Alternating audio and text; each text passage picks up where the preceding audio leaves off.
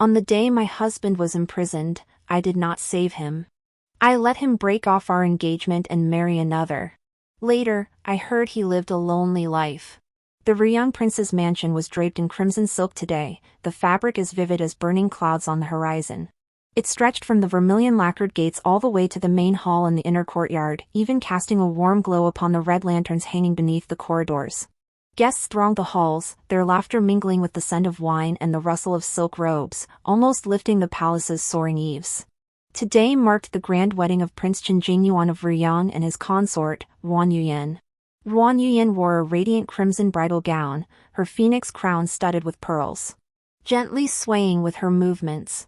The intertwined lotus patterns embroidered on her veil shimmered softly in the sunlight, casting a delicate blush over her naturally fair complexion. A faint smile played at her lips as she stood steadfastly beside Chen Jingyuan, her fingertips occasionally brushing his sleeve as they together received the stream of well-wishers filling the mansion. Several princes who were close to Chen Jingyuan approached, wine cups in hand. They offered congratulations with smiles, punctuated by half-serious, half-playful teasing. Congratulations, fourth brother. Honestly, after all these twists and turns over the years, the storms and separations, we thought we'd have to wait forever. Who knew you and fourth sister-in-law would finally tie the knot? Fourth brother, we brothers could never miss how you felt about fourth sister-in-law. You guarded her like a precious treasure since childhood. Back then, if we so much as glanced at her twice, you'd darken your face. Now that you've finally brought her home, you'll probably be too excited to sleep tonight, right? Ruan Yuyan's cheeks instantly flushed crimson at these words. She lowered her head in embarrassment, her fingertips twisting the hem of her wedding gown. She stole a glance at Chen Jingyuan beside her, only to find him staring down at his own palm, his expression distant, as if he hadn't heard the earlier banter. She softened her voice, gently tugging at his sleeve. Jingyuan, what's wrong? At her voice, Chen Jingyuan snapped back to reality as if awakened from a daze. He swiftly turned his palm upward, then used the motion to discreetly tuck whatever he was clutching into his sleeve. Nothing. His tone was flat, devoid of emotion. Ruan Yuyan's body stiffened instantly. Something pricked her heart, stirring an indescribable flutter. Yet she held her tongue, lowering her head once more to listen to the guests' congratulations. During the subsequent wedding rites, Chen Jingyuan's mind was clearly elsewhere. His movements lagged half a beat when bowing to heaven and earth. When it came to the couple's mutual bow, he paused for a long moment before slowly bending to pay his respects. As dusk deepened, the guests, sated with celebratory wine and having made their traditional wedding night pranks, gradually dispersed. Ruan Yuyan followed Chen Jingyuan back to their bridal chamber, where crimson candles burned brightly, casting a warm glow throughout the room. Chen Jingyuan first removed his outer robe, casually draping it over a chair back before turning to enter the inner bathroom. Ruan Yuyan sat in the room for a moment, listening intently to the sound of water from the inner chamber. Satisfied he wouldn't emerge for a while, she quietly drew a pill wrapped in oil paper from her sleeve pocket. Tearing open the paper, she swallowed it with the cold tea sitting on the table. This medicine had been specially prepared by an itinerant physician outside the palace, whom she had commissioned some time ago. It was intended to treat the heart ailment she had developed during her years at Cold Abyss Temple, something she dared not let others see in her daily life. After swallowing the pill, she rose to hang Chen Jingyuan's outer robe, draped over a chair, onto the coat rack. Just as her fingers touched the fabric, a letter slipped out from the lining of the robe's front panel, landing with a soft thud on the floor. She bent down to pick it up. When she saw the name written on the envelope, her fingertips trembled violently. Those two characters were Su Mo. Ruan Yuyan recognized the name immediately. Su Mo was Chen Jingyuan's personal maid. More crucially, during the 3 years she and Chen Jingyuan were apart, Su Mo had remained by his side without fail, accompanying him through his darkest days. Her fingers trembled uncontrollably as she gripped the envelope's corner. After a moment's hesitation, she tore it open. Unfolding the letter, she saw the crooked handwriting, many parts blurred and wrinkled from tears, revealing the writer's profound sorrow. Your Highness, today is your wedding day. Emoer came alone to Haitang Island. Do you remember? This is where we pledged our love, where you kissed me for the first time. The island's camellias are in full bloom, just as they were when you accompanied me here years ago. Yet you are not here beside me. Will you never again come with Amor to see the camellias bloom? You ultimately chose the white moonlight that dwells in your heart. But your highness, how is Amor supposed to live on without you in the days to come? At the end of the letter lay a dried hibiscus petal, its edge stained with a trace of dark red blood, a sight that was startlingly shocking. Ruan Yuyan clenched the letter so tightly her knuckles turned white. A chill crept up from her feet, freezing her blood. So that was why Qin Jingyuan had been so distracted during the wedding. He'd seen Su Mo's letter? A wave of intense unease washed over her like a tidal surge, pressing down on her chest until it felt tight and heavy. The world spun darkly before her eyes, and she nearly lost her footing. She bit down hard on her lower lip, desperately searching for reasons to convince herself, no, she was overthinking this. Su Imo had expressed such profound thoughts of self-destruction in her letter, it was only natural that Qin Jingyuan would worry about her safety. Besides, between her and Su Imo, hadn't he ultimately chosen her? Otherwise, how could she be the one marrying today? Ruan Yuyan closed her eyes, tears threatening to spill. Memories of the past played like a movie, scene after scene flashing through her mind. She was once the renowned eldest daughter of the Prime Minister's household, while he was the peerlessly charming fourth prince of the palace. They had grown up together since childhood, the perfect childhood sweethearts in everyone's eyes, their feelings long since taking root in their hearts. All her firsts as a young girl were connected to him, her first secret love poem was written for her, her first hand held was his, her first kiss under the moonlight was with him. And so many of his own crucial first steps in life were because of her, his first jealousy, sparked by someone sending her flowers, his first argument, ignited by someone bullying her, his first promise to stay together forever, made to her. Everyone in the capital knew they were deeply in love, as sweet as honey mixed with oil. Back then, everyone assumed that once she came of age, Qin Jingyuan would proudly marry her into the prince's mansion, making her his fourth prince consort. But who could have foreseen that in the 7th year of the Jinan era, the winds of fortune in the capital would suddenly shift? Qin Jingyuan was falsely accused, his alleged offense enraging the emperor, who had him thrown directly into the imperial prison. Ruan Yuyan, then still the daughter of the chancellor, learned the news and desperately pleaded with her father to intercede for Qin Jingyuan. But her father, Chancellor Ruan, had always been close to the third prince and was not in Qin Jingyuan's camp at all. Not only did he refuse to plead for him, but he also took the opportunity to force Ruan Yuyan to break off her engagement with Qin Jingyuan and marry the third prince instead. Ruan Yuyan refused to comply. She knelt in the ancestral hall for 3 days and nights without food or water, ultimately threatening to take her own life. Only then did Chancellor Ruan abandon his plan to force her into marriage with the third prince. Yet Ruan Qingsheng ultimately issued a final condition: she must enter Han Yuan Temple outside the palace to live as a nun for 3 years, severing all ties with Qin Jingyuan, before he would intervene to save him. To secure Qin Jingyuan's safe release from prison, Ruan Yuyan agreed without hesitation. Gritting her teeth, she penned a final farewell letter to Qin Jingyuan, concealing all her lingering affection. Then she entered Cold Abyss Temple, severing all ties with the outside world, where she remained for 3 full years. During those 3 years at Cold Abyss Temple, she frequently had her personal maid secretly inquire about Qin Jingyuan's whereabouts. She learned that Qin Jingyuan had fallen from grace, becoming a prisoner in the imperial dungeons, and had received her final farewell letter. That man, who had always been proud and arrogant, had endured hundreds of torture devices without uttering a sound. Yet, upon seeing her letter, he suddenly coughed up a mouthful of blood, nearly losing half his life, with several meridians ruptured throughout his body. Later, no one knew what transpired, but Qin Jingyuan miraculously made a comeback. Not only did he clear his name, but he regained the emperor's favor and was eventually infeft as the Prince of Ruyang, wielding considerable power. Yet few realized that Ruan Yuyan's days at Cold Abyss Temple were scarcely less arduous than Qin Jingyuan's. Forced into exile from the capital, separated from him by 1,000 miles, she knelt daily before the Buddha, praying only for his safety. Over time, her worries festered into illness. She developed a severe heart condition, her health deteriorating daily until she could sustain herself only through medication. As the only daughter of Chancellor Ruan, she later heard that her condition had deteriorated to the point where she coughed up blood day and night. Unable to bear the thought of her spending her life in seclusion with only ancient Buddhas and flickering lamps for company, he finally sent men to bring her back to the capital from Cold Abyss Temple. Yet shortly after her return, she discovered that a woman named Su Imo had already taken root by Qin Jingyuan's side. Su Imo had been Qin Jingyuan's personal maid since childhood. Rumor had it she harbored feelings for him from a young age, but her lowly status had always kept her silent. It wasn't until Qin Jingyuan was imprisoned in the heavenly dungeon that Su Imo stepped forward.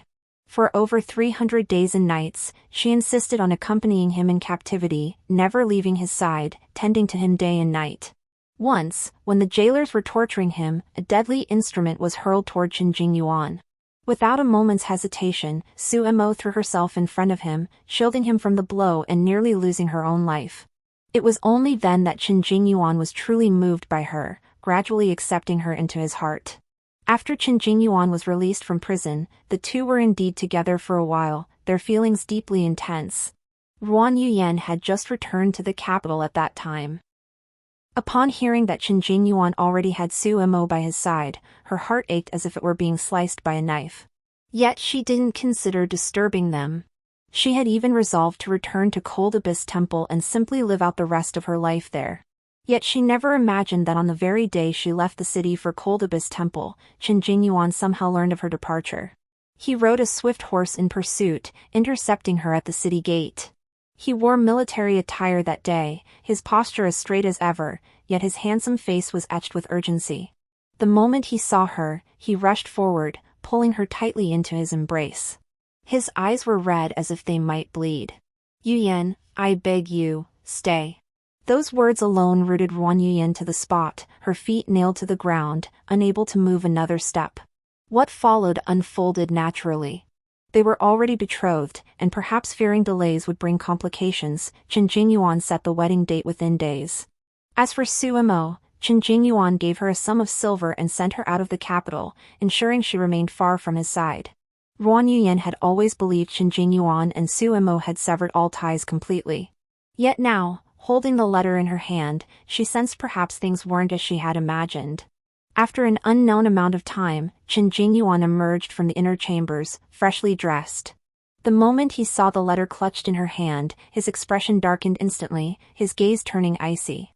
"Who gave you permission to touch my things?"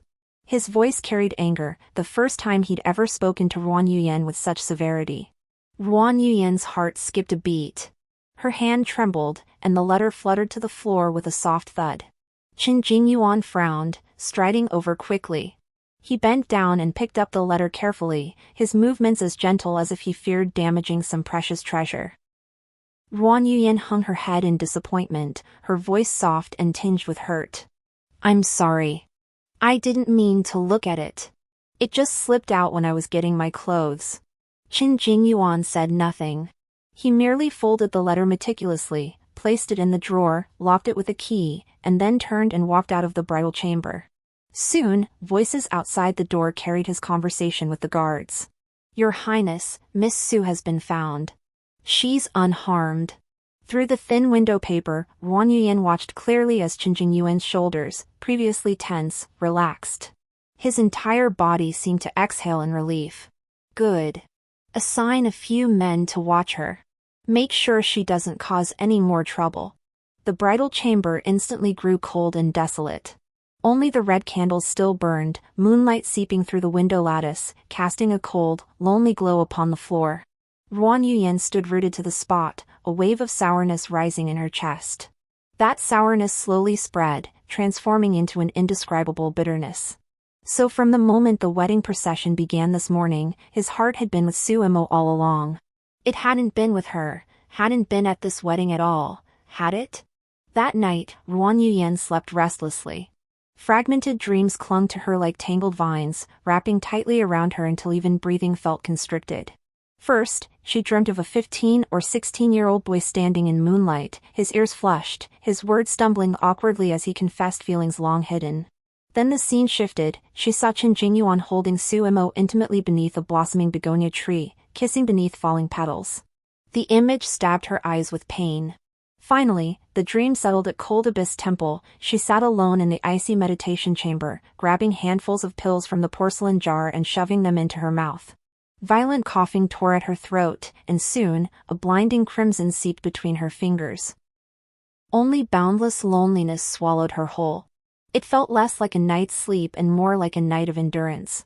When she awoke the next morning, her personal maid quietly reported that the prince had already left for the military camp outside the city before dawn had fully broken. Ruan Yuyan sat blankly on the bedside, the bedding still carrying the chill of dawn, yet her mind drifted involuntarily back to her days at Cold Abyss Temple. It had been the same then. Each time she awoke from a dream, she was always alone in the vast room, not a soul to speak to. But what was Qin Jingyuan doing back then? Was he accompanying Su Emo in the garden, admiring the flowers? Or was he embracing her beneath a tree, whispering sweet nothings?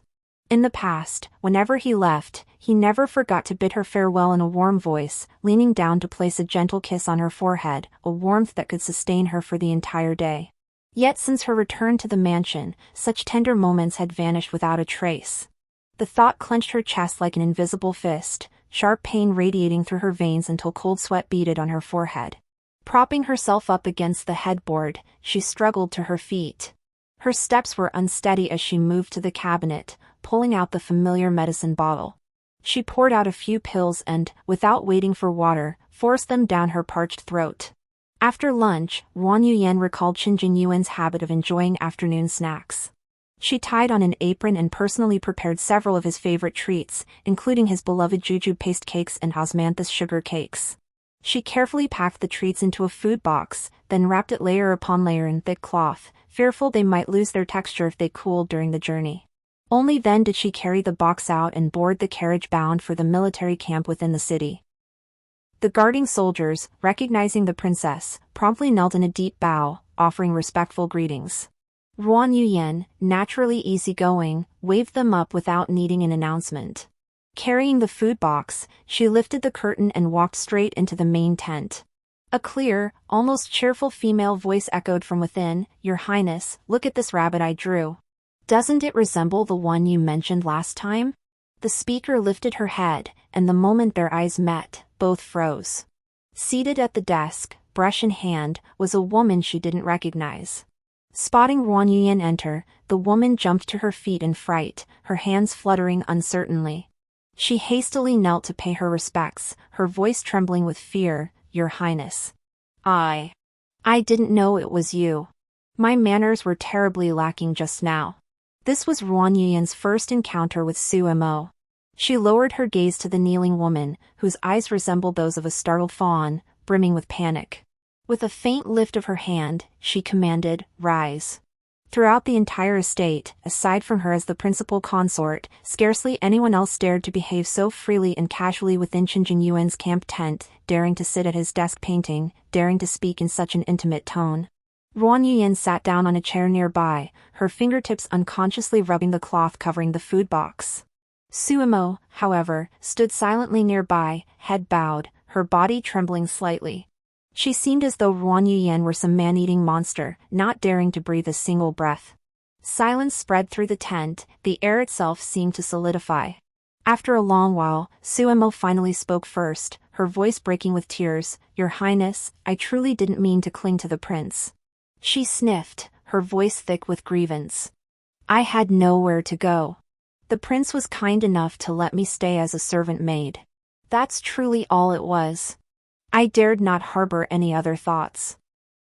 No sooner had she finished speaking than the tent flap was violently flung open. Qin Jingyuan strode in with purposeful strides. His gaze immediately fell upon Su Mo's reddened eyes. Almost instinctively, he pulled her behind him, shielding her as if guarding some precious treasure. Then, he turned to face Ruan Yuyan, his tone laced with undisguised fury. "What are you doing here?" That unhesitating protective stance towards Su Emo felt like an ice-hardened spike piercing Ruan Yuyan's chest. Her entire body stiffened, her breath catching mid-exhale, the warmth in her fingertips instantly draining away. After a long moment, she regained her composure, gently lifting the food box from the side as if afraid of breaking the pastries inside. Placing it on the table, she said, "I made some of your favorite treats. I thought you might not be used to the food at the barracks, so I brought them over." Qin Jingyuan visibly stiffened. His gaze fell on the tightly wrapped food box, and only then did he belatedly realize he had likely misunderstood her earlier. She had clearly come with good intentions to deliver something, yet he had interrogated her with that tone. He opened his mouth to say something more, but Ruan Yuyan had already risen. Without another glance at him or at Suemo, she walked silently toward the tent's entrance, her slender figure as fragile as a leaf that might drift away at any moment. On the carriage ride back to the prince's residence, Ruan Yuyan clutched her chest tightly with one hand, her face drained of color from the pain, even her lips pale. During her convalescence at Cold Abyss Temple, the physician had said her illness stemmed from pent-up grief. If she could maintain a cheerful disposition, perhaps she could gradually recover without relying on medicine. Her father always believed her illness stemmed from his insistence on separating her from Qin Jingyuan years ago. That was why, when Qin Jingyuan later came to propose marriage, her father offered no resistance, readily agreeing to the match, convinced that once the two were reunited, time would naturally heal her ailment. Yet who could have foreseen that since she returned to Qin Jingyuan's side, this heart ailment not only failed to improve but grew increasingly severe. The bouts of pain came more frequently and with greater ferocity. Suddenly, a metallic sweetness surged up her throat. She hastily pulled out a handkerchief to cover her mouth, terrified of coughing audibly. Moments later, she slowly withdrew the handkerchief. The startling crimson stain made her fingertips tremble uncontrollably, her entire hand quivering softly. Just then, the carriage jerked to a halt. The curtain was lifted from outside, and Qin Jingyuan bent down to climb inside. Ruan Yuyan's hand shook in fright. She quickly clutched the blood-stained handkerchief tightly in her palm and hid it behind her back, terrified he might see it. "Why are you here?" Her voice was soft, tinged with a barely perceptible flicker of panic. Qin Jingyuan's brow furrowed slightly. His gaze fell on her pale face, his eyes holding a hint of concern he himself hadn't noticed. "Where does it hurt? Why do you look so pale and weak, with no energy at all?" Ruan Yuyan shook her head, avoiding his gaze as she watched the trees flash by outside the window. "Nothing. Maybe I've been out too long today and am a bit tired. I'll be fine after resting a while." He didn't press further, and a brief silence fell over the car. After a moment, he spoke softly, his tone part explanation, part consolation, about what happened in the tent earlier. "I was rude. I'm sorry. Suemo. Her background is truly pitiful. She's been alone since childhood. Keeping her by my side, I swear, I have no ulterior motives. I just feel sorry for her." She slowly lifted her gaze to meet his. Her eyes were clear as a pool of ink, still and unruffled, yet hiding endless weariness.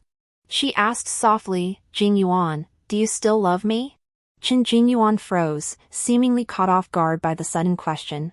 His eyes flickered for a moment before he replied, "I do." Though it was the answer she'd longed to hear, the words now stung her heart like an unripe plum. She forced a faint smile, her voice light as a feather, ready to scatter in the wind. "That's enough." Hearing this, Qin Jingyuan seemed to exhale in relief. His tense shoulders relaxed slightly, and his gaze drifted unconsciously to the window, watching the street scene outside. From beginning to end, he never noticed the handkerchief in her palm, soaked through with blood, nor did he see the fleeting despair that flashed in her eyes. Back when they used to quarrel, she'd always pick petty fights with him, insisting he apologize first regardless of who was right or wrong. Each time, Qin Jingyuan would set aside his princely pride and patiently coax her. Yet she'd persist, always demanding one final question, "Jingyuan, do you still love me?" No matter how many times she asked, his answer was always immediate, "I do." In his youth, Qin Jingyuan had never wavered in his love for Ruan Yuyan. The steadfastness in his eyes was impossible to conceal. Yet just now, he had clearly hesitated.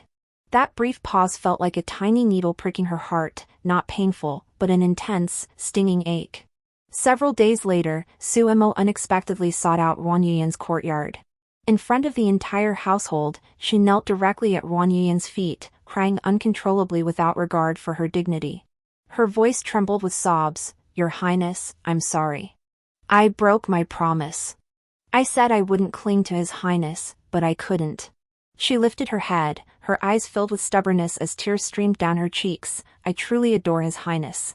After all these years by his side, I've grown utterly dependent on him. I know your status is exalted, you are the rightful princess consort, far beyond my reach. But I beg you, show mercy and let me remain to serve His Highness. Even if it means becoming a concubine, I would accept it willingly." I promise I won't compete for anything. Ruan Yuyan stood rooted to the spot, momentarily dazed. Sunlight bathed her body, yet failed to warm her heart. She had long heard of Su Mo and Chen Jingyuan's past, and knew how deeply that woman had loved him. Back when she was imprisoned, Chen Jingyuan had been in a daze day after day.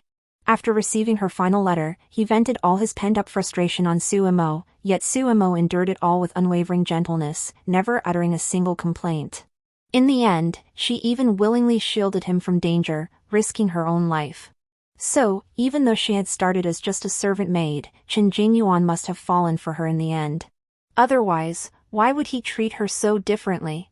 Even though Chen Jingyuan ultimately chose her, the mere thought of the time he had shared with Su Mo weighed on her chest like a boulder, suffocating her. Long ago, Chen Jingyuan had held her hand beneath the moon and vowed, "Yuyan, this lifetime I swear to be yours alone, one husband, one wife. I shall never take a concubine. You are the only one in my heart." Back then, she had replied earnestly, "Jingyuan, I refuse to share a husband with another woman. If you ever change your heart, I will leave." He had smiled then, ruffling her hair as he vowed, "I will never change. My devotion to you is unshakable." Ruan Yuyan shook her head slowly, her face expressionless. Her voice was calm yet unwavering, "I cannot accept this. Go back. You need not seek me out again." She instructed the servants nearby to escort Su Mo away, then returned alone to her chambers. As soon as she reached the table, the pain in her chest surged again, more intense than any previous episode, as if something were tearing inside her. This time, before she could retrieve the medicine bottle from the drawer, a mouthful of blood erupted from her throat, splattering onto the pale gray floor tiles, a jarringly vivid splash of color. The door burst open. Chen Jingyuan stepped inside, his gaze immediately locking onto the vivid red stain on the floor. His expression darkened instantly. He rushed over in a few strides, pulling her tightly into his arms. His voice was thick with anxiety and panic. "What happened? Yin Yan, where does it hurt? Why are you coughing up blood? Is something hurting?" Ruan Yuyan hurriedly wiped the blood from the corner of her mouth with a handkerchief, forcing a smile to reassure him. "It's nothing. Maybe the kitchen has been making too many nourishing dishes lately, and I just got a bit overheated. It'll be fine once I vomit it out." "You're coughing up blood, how could it be nothing?" Chen Jingyuan's voice rose sharply, his eyes burning with worry. He gripped her wrists tightly, terrified something might happen to her. "You're sick, why didn't you tell me? What do you take me for?" As he spoke, he carefully helped her lie down on the bed, then turned and barked at the door, "Quick! Go fetch the imperial physician from the palace. Immediately! Right now!" Watching him so concerned and tense at this moment, Ruan Yuyan suddenly felt a bit dazed. Nestled in his embrace, she could feel the warmth of his chest and hear his rapid heartbeat. It made her feel as if the Chen Jingyuan who had once been completely devoted to her had returned. Back then, even if she merely stumbled while walking and scraped her skin, he would be this anxious, carefully blowing on her wound and staying by her side, terrified she might suffer the slightest harm. Now, he held her close, one hand gently patting her back with extraordinary tenderness, as if soothing a frightened kitten. Ruan Yuyan closed her eyes, burying her face in his shoulder. She sniffed contentedly, wishing this moment could linger longer, slow down time itself. Before long, the imperial physician hurried in. After bowing to Chen Jingyuan and Ruan Yuyan, he hurriedly stepped forward to take her pulse. But the moment he finished, he glanced up at Ruan Yuyan. His expression darkened, his brow furrowed tightly, and his demeanor grew increasingly grave. A moment later, the imperial physician withdrew his hand, about to report, "Your Highness, the princess's condition." Before he could finish, a guard's frantic cry pierced the air outside the door, his voice choked with tears, "Your Highness. It's terrible. Miss Su. She took her own life in her room." The words had barely left his lips when Ruan Yuyan felt the arms encircling her waist stiffen abruptly. Chen Jingyuan fixed his gaze on the guard, his voice trembling with unchecked emotion. "What did you say? Where is she now?" The guard hastily gave the address of a courtyard outside the city. Chen Jingyuan, utterly consumed by urgency, sprang from his seat and staggered toward the exit, his desperate haste as if a single moment's delay would mean missing something irreplaceable. Watching his frantic retreating figure, Wang Yuyan felt a chill surge from her soles to her scalp. Her entire body grew icy cold, as if she'd plunged into a bottomless ice cave, even her fingertips tingling with bone-piercing cold. After an unknown length of time frozen in place, she slowly turned her head, her gaze settling on the imperial physician waiting nearby. Her voice was as light as a feather. "Minister Zhang, please tell me the truth about my condition. There is no need to conceal anything." Imperial physician Zhang's brow knitted tightly, his expression grave, clearly struggling with something difficult to say. After hesitating for a long moment, he finally steeled himself to speak. "Your Highness, has your heart ailment been flaring up more frequently? And is it often accompanied by symptoms of vomiting blood?" Ruan Yuyan's heart sank violently. Her fingertips curled slightly as she slowly nodded. The imperial physician sighed heavily, his face filled with regret as his tone grew somber. "Indeed it is. This heart ailment has long since invaded your lungs. You ought to be resting peacefully, avoiding any great sorrow, grief, or violent anger. Yet you persist in defying your own nature. You are now in the final stages of exhaustion. Even if a divine physician were reincarnated, it would be difficult to see you through this winter." After the imperial physician departed, Wang Yuyan felt as if all her strength had been drained. Even breathing brought a dull, stifling pain. She couldn't help but think of Su Mo. How was he faring now? The night was deep, yet Chen Jingyuan still hadn't returned. She braced herself against the table to rise, summoned servants to prepare a carriage, and set off for the private courtyard according to the address the guard had given. The courtyard was originally part of the royal estate, but its remote location meant the couple rarely visited. The guard must have panicked upon discovering Su Mo's suicide attempt, momentarily at a loss, and hastily placed him here. Arriving outside the compound, she spotted several dim, yellowish lights flickering through the lattice windows of a side room, their glow dizzying against the pitch-black night. Clutching the doorframe, she inched her way inside, faintly hearing Su Mo's voice, choked with sobs, drifting from within. "Your Highness, I'm in such agony. Without you, I truly cannot go on living." Chen Jingyuan's face was frighteningly pale, his tone laced with suppressed fury, yet a barely perceptible tremor lurked in his voice. "Have you lost your mind?" Su Mo threw herself into his arms, sobbing, her tears soaking his robe. "What choice do I have? I know we can never be together, but watching you marry someone else? I'd rather die."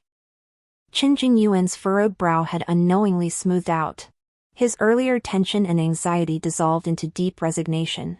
In the end, he didn't push her away. Instead, he murmured, "Don't say such things.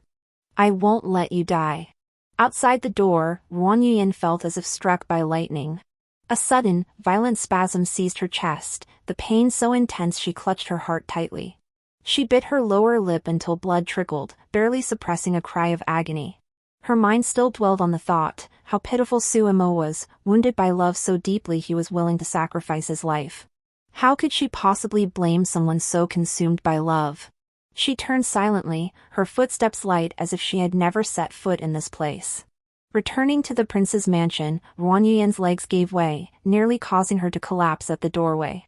Fortunately, a maid nearby acted swiftly, catching her just in time and managing to support her back to her room. Lying on her bed, her heart felt as though it had been torn apart. Recalling the imperial physician's words, even a sip of water tasted bitter and unbearable. So, the time she had left was already so short.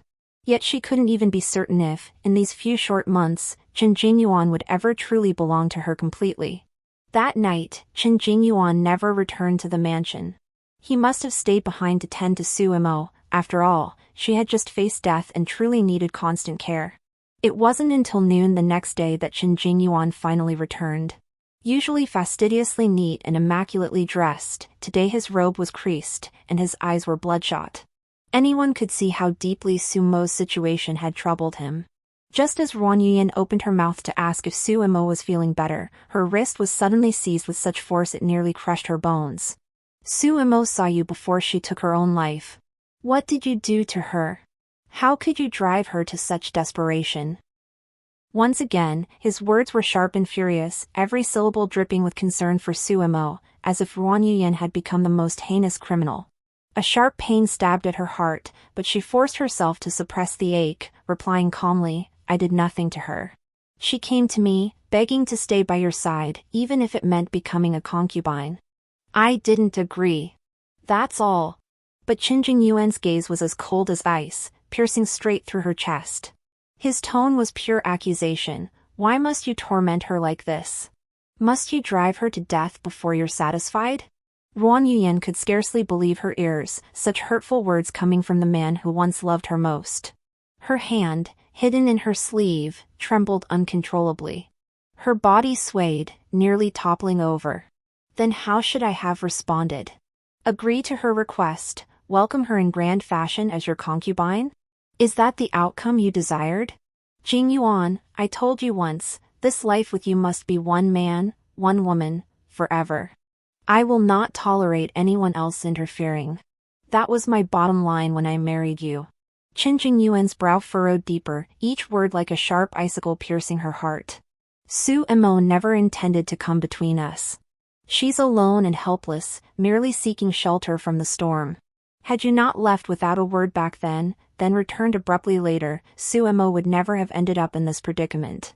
Ruan Yuyan, seeing you so cold-hearted now makes me feel like I've never known you. She froze in place, her face turning as pale as paper, even her lips drained of color. Today, he finally voiced everything he'd kept bottled up. He blamed her, had always blamed her. He blamed her for abandoning him 3 years ago when he faced his darkest hour. He blamed her for returning just as he'd finally opened his heart to someone else. Most of all, he blamed her for tearing him and Su Emo apart. But he forgot, from the very beginning, it was he who had chosen her. Their argument was abruptly cut short by the guard's announcement, likely another emergency from Su Mo's side. Qin Jingyuan had no time to say another word. He hurried away once more, not even sparing Ruan Yuyan a glance. But the very moment he turned and took his first step, Ruan Yuyan could no longer bear her own weight. Darkness engulfed her vision, and she collapsed straight onto the ground. Alas, he did not look back.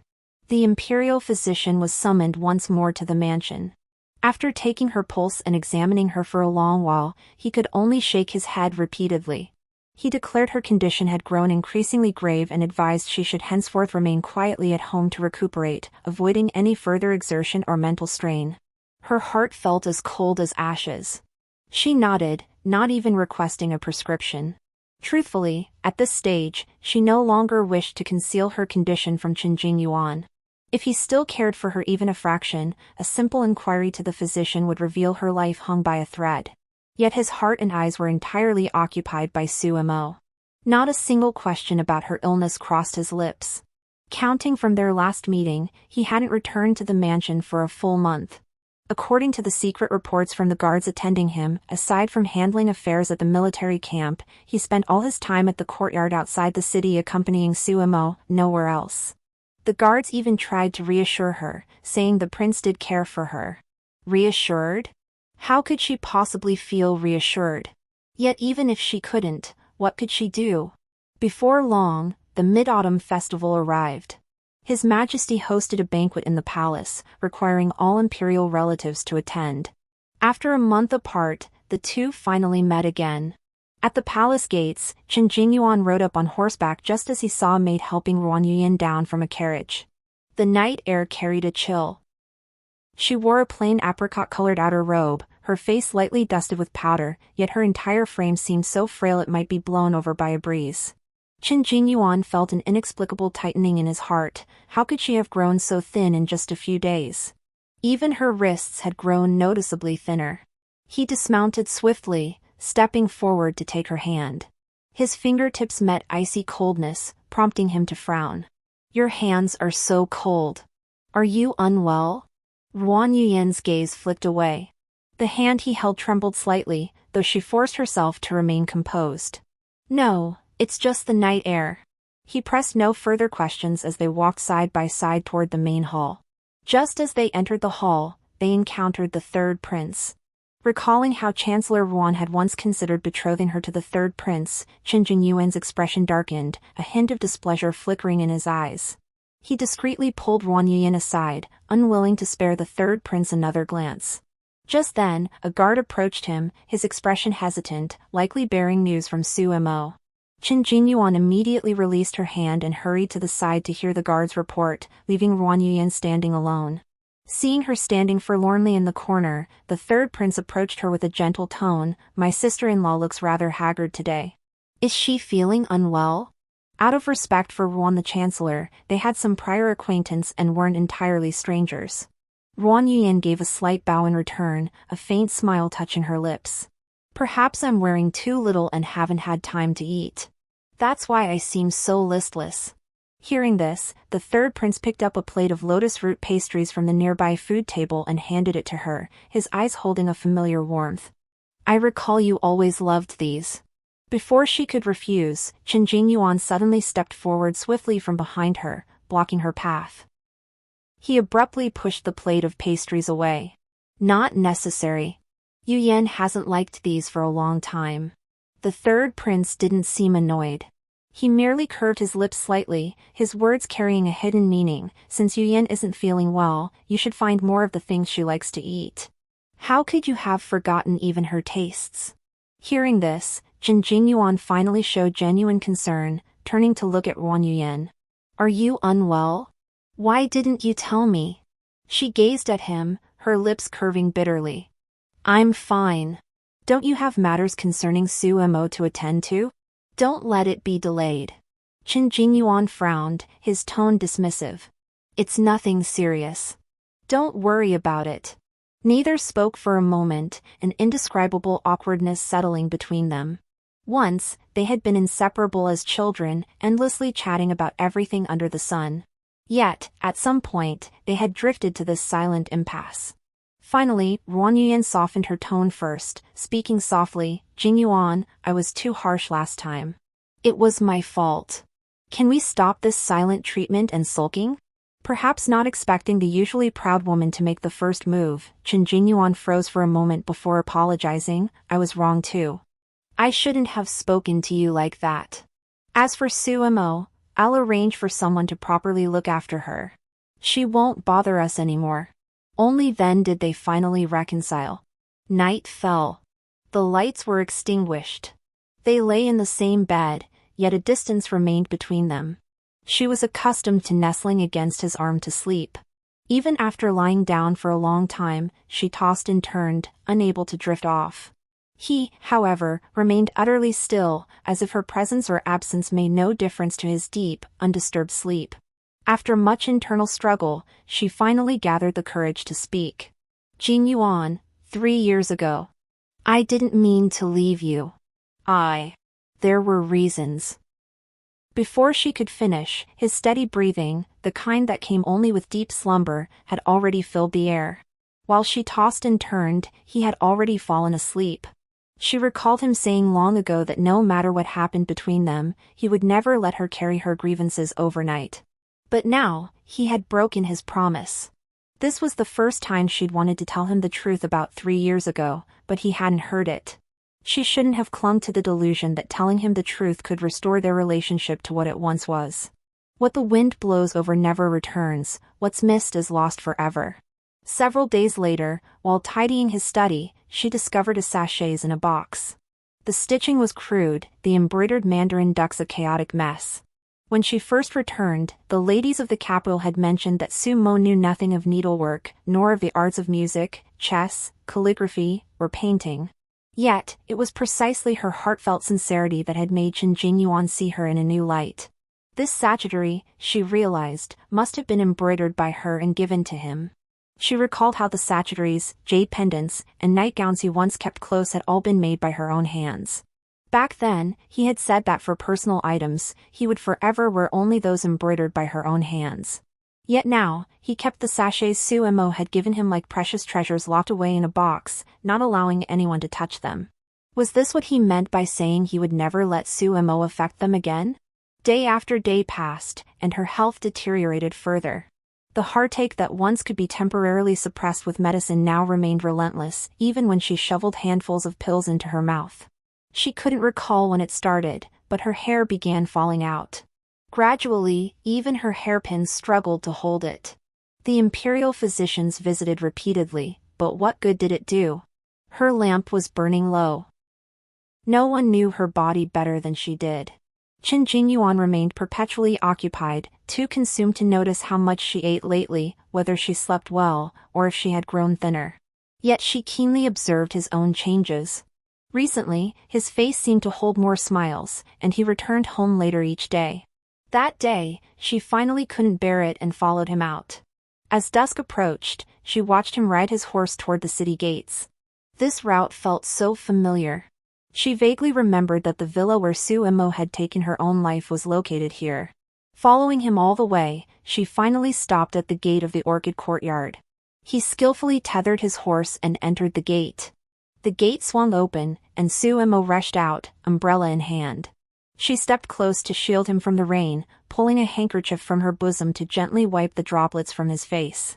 "Why didn't you wear your raincoat? It's freezing out. What if you catch a chill?" He curved his lips faintly, producing a string of candied hawthorn berries from behind him without warning. "Weren't you always begging for some?" Seeing the sweets, Su Mo's eyes crinkled into crescent moons. She laughed like a child, excitedly wrapping her arms around his neck and tiptoeing to plant a kiss on his cheek. Qin Jingyuan's eyes brimmed with affection as he didn't push her away. The scene abruptly collided with Ruan Yuyen's vision. Her body stiffened, nearly toppling her. Unable to bear the sight any longer, she turned and fled. On the way back, torrential rain poured down, soaking her completely. Pedestrians hurried along the street, but she alone trudged heavily, step by step, toward the royal mansion. Qin Jingyuan's voice echoed inexplicably in her ears, gentle yet deep. "Stop fooling around, Yuyan.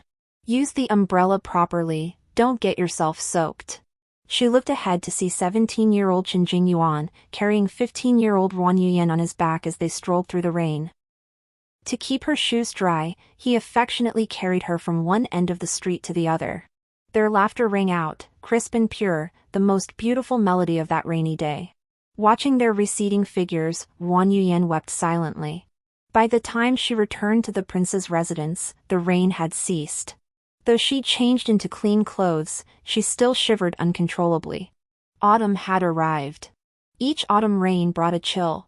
Her body was already frail. She didn't know how many more rainy days she could endure. When the meal was served, Qin Jingyuan returned. Yet he didn't glance at the food set before her. He headed straight for the study. "I've already eaten. You eat alone." She clutched the portable heater, yet felt icy cold throughout her body. "Did you eat with Su Imo?" Qin Jingyuan's footsteps faltered, his face instantly clouding with displeasure. "Were you following me?" At this point, his only concern was that she had followed him. Ruan Yuyan trembled all over, summoning every ounce of strength to suppress the bitterness in her heart and speak. "Jingyuan, in your heart." Before she could finish, Qin Jingyuan impatiently cut her off. "The one I love is you. How many times must I say it?" She fell silent, her face turning ashen. Perhaps realizing his tone was too harsh, Qin Jingyuan softened slightly as he explained. "Su Imo had nowhere to go, so I let her stay at Lan Yuan. I went to her place only because bandits have been causing trouble lately. She's a young woman, I couldn't just abandon her." She froze for a moment, then gave a bitter smile. She wanted to say that if he feared for her safety, he could simply send soldiers to guard her or arrange for her to stay elsewhere. She had 1,000 reasons to argue back. Yet in the end, she said nothing, only gave a heavy nod. Now, whatever she said didn't matter anymore. He only worried about bandits harassing Su Imo, completely oblivious to the danger she might have faced traveling alone to the orchid courtyard today. When she was 16, she went outside the city with her maid to pray for blessings but was unfortunately ambushed and kidnapped by local bandits. Upon receiving the news, Qin Jingyuan immediately led 5,000 elite troops, wiping out the entire bandit stronghold at Yuan Tuo. When they found her, she was huddled in a haystack, trembling with fear. He took off his cloak to wrap her in it, holding her tightly against his chest. "Don't be afraid, Yuyan. No one will ever dare to bully you again." From that day forward, wherever she went, he was always by her side, protecting her. Rumors spread throughout the martial world. Whoever dared to lay a finger on Ruan Yuyan would be hunted down by Qin Jingyuan, even if he had to dig through 3 layers of earth. Thus, no one ever dared to target Ruan Yuyan again. At 17, Qin Jingyuan was willing to risk his life for her. But that boy, who would have given his life for Wang Yuyan, was gone. He had vanished into the river of time, never to return. In the dead of night, Wang Yuyan, half asleep, suddenly roused Qin Jingyuan. "Jingyuan, please accompany me one last time to Han Yuan Temple to pray for blessings." His body stiffened, his voice instantly sober. "What do you mean, the last time?" She bit her lip, her voice steady. "The last time this year." Seeing his silence, she added impatiently. "Just 7 days from now, okay? 7 days from now is my birthday. Think of it as my birthday gift." She rarely pleaded with him like this. He paused, then nodded in agreement. These past days, Wang Yuyan could distinctly feel her health deteriorating. Several times, she'd nearly fainted while simply standing still. She wondered if her body would hold out until the day of the blessing. Fortunately, Qin Jingyuan remained perpetually occupied, managing military affairs, tending to Su Mo, leaving him no time to notice her condition. Besides, whenever he returned, she was already lying in bed. He assumed she was simply an early sleeper, unaware that now, out of the 12 hours in a day, she spent more than half of them lying in bed. After endless waiting, the day of her birthday finally arrived. In just 7 short days, she had grown so thin she was almost unrecognizable. With great effort, supported by her maidservant, she rose and sat before her dressing table. She donned the dress they had pledged their love in when she was 16, and pinned up her hair with the hairpin he had made for her in their youth. Her complexion was too pale, however, and it took a great deal of rouge to bring a faint flush to her cheeks. This time, Qin Jingyuan finally noticed her unusual state and couldn't help asking, "What's been troubling you lately? You look so pale." She merely forced a smile through the pain and shook her head. "It's nothing. Perhaps it's just the cold of winter setting in." Qin Jingyuan nodded, choosing not to press further. Upon reaching the foot of the pavilion, just as they were about to ascend, a guard hurriedly approached Qin Jingyuan and whispered something. Qin Jingyuan's expression shifted slightly. After a moment, as if reaching a decision, he calmly approached Wang Yuyan. "Yuyan, matters at the military camp require my attention. I must go immediately. You go up the ravine first. I'll come find you later." Hiding her blood-stained hand behind her back, Wang Yuyan nodded weakly. "Come back soon. Come back soon. This might be our last time together." Qin Jingyuan gave a slight nod before turning and mounting his horse. Just as he was about to leave, Wang Yuyan called out to him again, "Jingyuan." Qin Jingyuan turned back to see Wang Yuyan staring at him with a pale face. "Do you still love me?" He paused only briefly before nodding, giving her that affirming answer once more. "I do." Wang Yuyan smiled faintly, waving him off. Qin Jingyuan seemed in a hurry, paying no further heed to her unusual state as he spurred his horse and galloped away. Only after he was gone did Wang Yuyan frantically pull several pills from her bosom and swallow them, finally suppressing the metallic taste of blood in her throat. She ascended the abyss alone. Seated beneath the temple's wish-granting tree, draped in crimson silk ribbons, she waited. From sunrise to sunset, she waited, yet Qin Jingyuan's figure never appeared.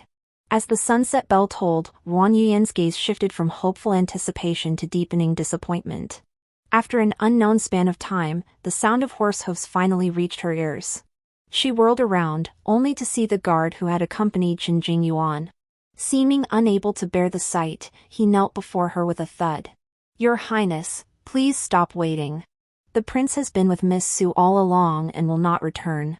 A thunderclap echoed in her mind, and in that instant, she heard nothing else. A searing pain instantly consumed her entire mind, causing every bone in her body to tremble. He lied to her?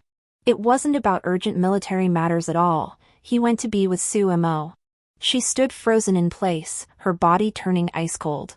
After an unknown length of time, she finally managed to reply to the guard with a trembling voice. "I understand. You may go now." The guard, who had risked his life to reveal the truth, dared not linger and hurried away. Soon, the temple was empty except for her, gazing at the prayer tree beside her. Truthfully, she had intended to tell Qin Jingyuan today what she had been doing these past 3 years. The prayer tree atop the temple peak was already draped with crimson silk ribbons. Every single day of these 3 years, though she was far from the capital, she had never ceased to think of him. May you always be safe, and may we meet year after year. May I win one heart, and grow old together without parting. She had written such words thousands upon thousands of times. The metallic taste of blood surged in her throat again. This time, no amount of medicine could suppress it. Trembling, she pulled from her bosom the signal flare Chen Jingyuan had given her many years ago. 3 in total. He had promised that whenever she fired one, no matter how far away he was, he would appear before her. She now desperately wanted to see him, for she knew that after today, she might never see him again. With an effort she couldn't measure, she finally aimed the flare skyward. A green light instantly illuminated the entire sky, lingering long after. First flare, fired. He didn't come. Second flare, fired. He didn't come. Third flare, fired. He still didn't come. The signal flare slipped limply from her hand to the ground. Ruan Yuyan's tears poured down instantly. All the strength that had sustained her vanished in that moment. She had no strength left. Snowflakes began drifting down from the sky, one by one, landing on her face. Father had said it snowed heavily the day she was born. Little did she know that now, as she was leaving this world, it would snow again. Perhaps everything was predestined. She was destined to never have a perfect ending with Chen Jingyuan. Her chest convulsed violently once more. She turned her head, and a mouthful of bright red blood splattered onto the snow, stark and jarring. Then, gobs of blood gushed from the corners of her mouth. Too weak to do anything, she lay covered in blood, watching the green light fade from the sky, her tears mingling with laughter. Chen Jingyuan, you broke your promise. You swore that if I fired the signal flare, you'd always appear before me. You said you'd love only me for the rest of your life. But you didn't come. You don't love me anymore. Why did you have to tell 2 lies at once? In the pitch-black night, no one answered her. With great effort, she reached out to catch a falling snowflake, then slowly closed her eyes. A cold wind swept past. Ruan Yuyan lay on the damp, chilly steps, no longer breathing. In the final moment before her consciousness faded, a flicker of regret crossed Ruan Yuyan's mind. If there is a next life, let us not be entangled again, Chen Jingyuan. A single crystal-clear tear slid down her cheek. The last emotion lingering in Ruan Yuyan's heart was regret toward her father and mother. It was unknown how long passed, long enough for Ruan Yuyan's body to grow cold, even stiffened by the icy snow, before anyone discovered her. A piercing scream erupted. Someone's dead. Someone's dead. The temple instantly erupted in chaos. Layers of snow blanketed Ruan Yuyan's form. Her exquisite face held no trace of color, pale as translucent porcelain. Against the blinding white backdrop, Ruan Yuyan resembled a celestial maiden fallen to earth. It seemed as though she had merely returned to the heavenly palace. Perhaps Ruan Yuyan never imagined that the one who came to collect her body would be a guard from Chen Jingyuan's entourage. When news of Ruan Yuyan's accident reached Chen Jingyuan, his first reaction was disbelief. Just this morning, she had stood before him, alive and well, smiling at him with a healthy flush on her cheeks. How could she possibly be dead after just one day? No reports of assassins or bandits had come from Cold Abyss Temple. How could a perfectly healthy person simply vanish? Chen Jingyuan refused to believe it. He even suspected this was just Ruan Yuyan throwing a tantrum to force him to go to Cold Abyss Temple. Watching Su Mo across from him, clutching her foot and whimpering in pain, a sense of unease crept into his heart. He couldn't shake the feeling that something terrible was unfolding. But Su Mo was injured, and Chen Jingyuan couldn't leave her now. He patiently comforted her, gently applying medicine to her wound, though his clumsy movements betrayed his inner turmoil. In a moment of carelessness, the medicinal powder spilled across the floor, leaving barely any on Su Mo's wound. His face filled with regret as he reached for another bottle. "Your Highness, has something happened to the princess? You should go check on her." "I'm fine here, just a minor injury. Changing the dressing is something anyone can do." Su Mo tugged at Chen Jingyuan's sleeve, her voice soft. Yet hearing her words only made Chen Jingyuan feel more restless. With so many people around the princess, it's unlikely anything serious has occurred. "I won't go." Qin Jingyuan's eyelid twitched violently, his mind in turmoil. Though he said this, he did not linger with Suemo. Before long, he hurried back to the prince's residence. Guards informed him the princess had already been brought home. Qin Jingyuan strode purposefully through the gates, only to hear uncontrollable sobbing echoing from within. Several maidservants by the princess's side were weeping uncontrollably, while the other maids and servants wore expressions of profound sorrow. The once warm and lively mansion had grown eerily cold. The howling cold wind jolted Qin Jingyuan back to his senses. His eyes widened in disbelief. Ruan Yuyan lay motionless on the bed, as if she were simply resting as she often did. Yet her pallid face revealed she would never wake again. The dress she wore was stained with blood, but Qin Jingyuan recognized it instantly, the very dress she had worn when they pledged their love. Qin Jingyuan's entire body stiffened, his blood seemed to freeze in his veins. He couldn't even control his own limbs. This can't be real. None of this is real. Ruan Yuyan, wake up. Didn't we plan to go to Cold Abyss Temple to pray? I'll go with you. Qin Jingyuan's expression was terrifyingly cold, yet his voice trembled slightly. He clutched Ruan Yuyan's hand, calling her name over and over. Heaven knew how desperately he wished she would wake up and smile at him again. But she was dead, never to respond to anyone again. Who was with the princess today? How could you fail to protect her? Did someone poison her? Physician! Physician! Qin Jingyuan's gaze was fierce, determined to hunt down every person who had secretly harmed Ruan Yuyan and make them wish they were dead. Guards, maids, and servants knelt scattered across the floor, the entire mansion falling into a deathly silence. After a long, heavy silence, it was a guard standing beside Qin Jingyuan who finally spoke, his voice trembling. Your Highness, today the princess requested no one accompany her. And... The guard hesitated for a moment before speaking firmly, everyone in the mansion knows the princess has been unwell. The imperial physician has examined her. The guard's voice grew fainter, yet each word pierced Qin Jingyuan's ears like poisoned silver needles, driving straight into his heart. The more he heard, the deeper the pain gnawed at his heart. His broad palms clasped Ruan Yuyan's hands, rubbing them relentlessly, as if he could transfer his own warmth into her. As if this alone could bring her back to life. The guard's words sent a chill through Qin Jingyuan, his heart sinking to the lowest depths. Impossible. Impossible. Qin Jingyuan murmured. Investigate. Examine every food she's eaten, every garment she's worn, every item she's used during this period. Someone must have poisoned the princess consort. It must be so. Yes, Your Highness. The attendants immediately set off to investigate, scarcely daring to linger before the prince, fearing they might be the next to suffer. The room fell instantly silent. Qin Jingyuan's fingertips traced Ruan Yuyan's cheek. He hadn't realized how thin she had become.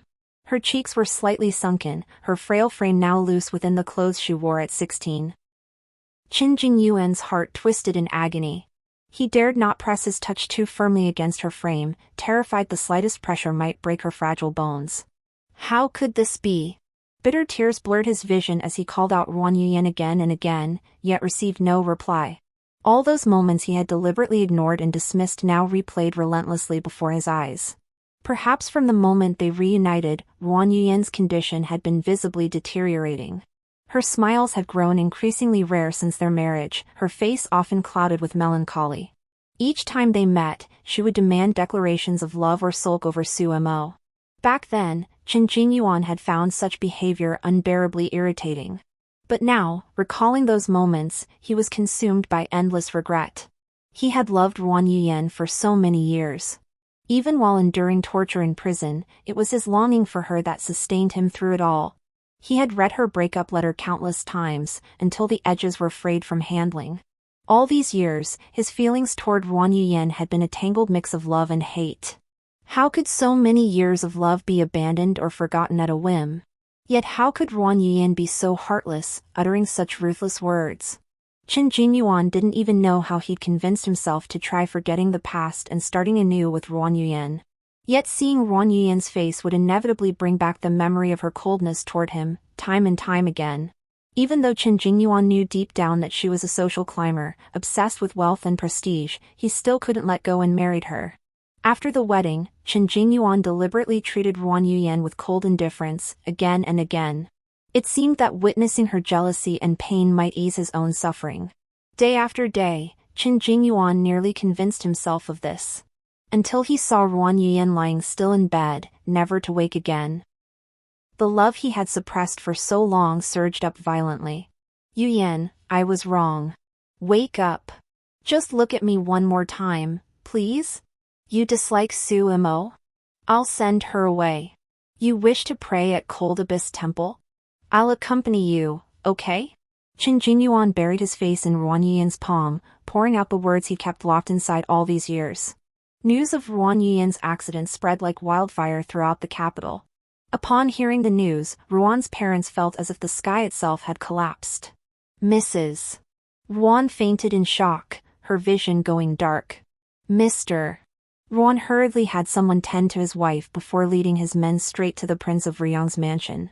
The mansion was eerily quiet. Not a single person dared to stop Mr. Ruan and his men as they entered. With almost no resistance, Mr. Ruan charged straight to Chen Jingyuan. Seeing his daughter lying there, silent and still, Father Ruan nearly stumbled from the shock. He had never imagined he would face the agony of burying his own child. Taking a deep breath, Father Ruan kicked Chen Jingyuan with all his might. A mere scholar, this single blow drained him of every ounce of strength, yet barely made Chen Jingyuan flinch. It felt like the chasm between commoners and imperial power was as wide as the heavens. That single act alone was already a grave offense. Exhausted, Ruan's father instantly seemed to age several years. Yen, Daddy will take you home. It's too cold here, and it's not good at all. Ruan's father wiped away tears, pushed Chen Jingyuan aside, and lifted the frighteningly frail Ruan Yuyan into his arms. The girl in his embrace felt light as a feather, like a passing breeze. His heart ached so deeply it felt like it would bleed. His beloved daughter, whom he cherished above all else, had been reduced to this state by Chen Jingyuan, unable even to live a normal life. Ruan's father closed his eyes, remained silent for a long while, then sighed. Write the divorce papers. I'll speak to His Majesty. Yen is unworthy of the title princess consort of Ryang. It's enough for her to remain our daughter forever. He ground out each word, fearing that if he didn't restrain himself, he might insult the Prince of Ryang in the next moment. Chen Jingyuan was the sovereign, he was the subject. That weight of status crushed him, leaving him powerless to act. Ruan's father embraced Ruan Yuyan and slowly walked out. Watching his father's retreating figure fade from sight, Chen Jingyuan slumped helplessly to the ground. He didn't even have the right to keep Ruan Yuyan. The girl he once cherished above all else had died because of him. How could he possibly face Ruan's father now? After thorough investigation, something indeed came to light. The ugly pouch Chen Jingyuan wore daily contained several spices that conflicted with the medicine Ruan Yuyan took every day. Ruan Yuyan's food and daily necessities were meticulously selected, closely monitored by the Ruan family. Accidents simply didn't happen. Yet the incense in that pouch was potent and highly concentrated. For an ordinary person, wearing it would cause no harm and even have a calming effect. But tragically, those specific herbs were incompatible with Ruan Yuyan's medicine. Together, they caused severe damage to her spirit and heart. When the results came back, Chen Jingyuan didn't even know what expression to make. To say Su Imo was completely innocent?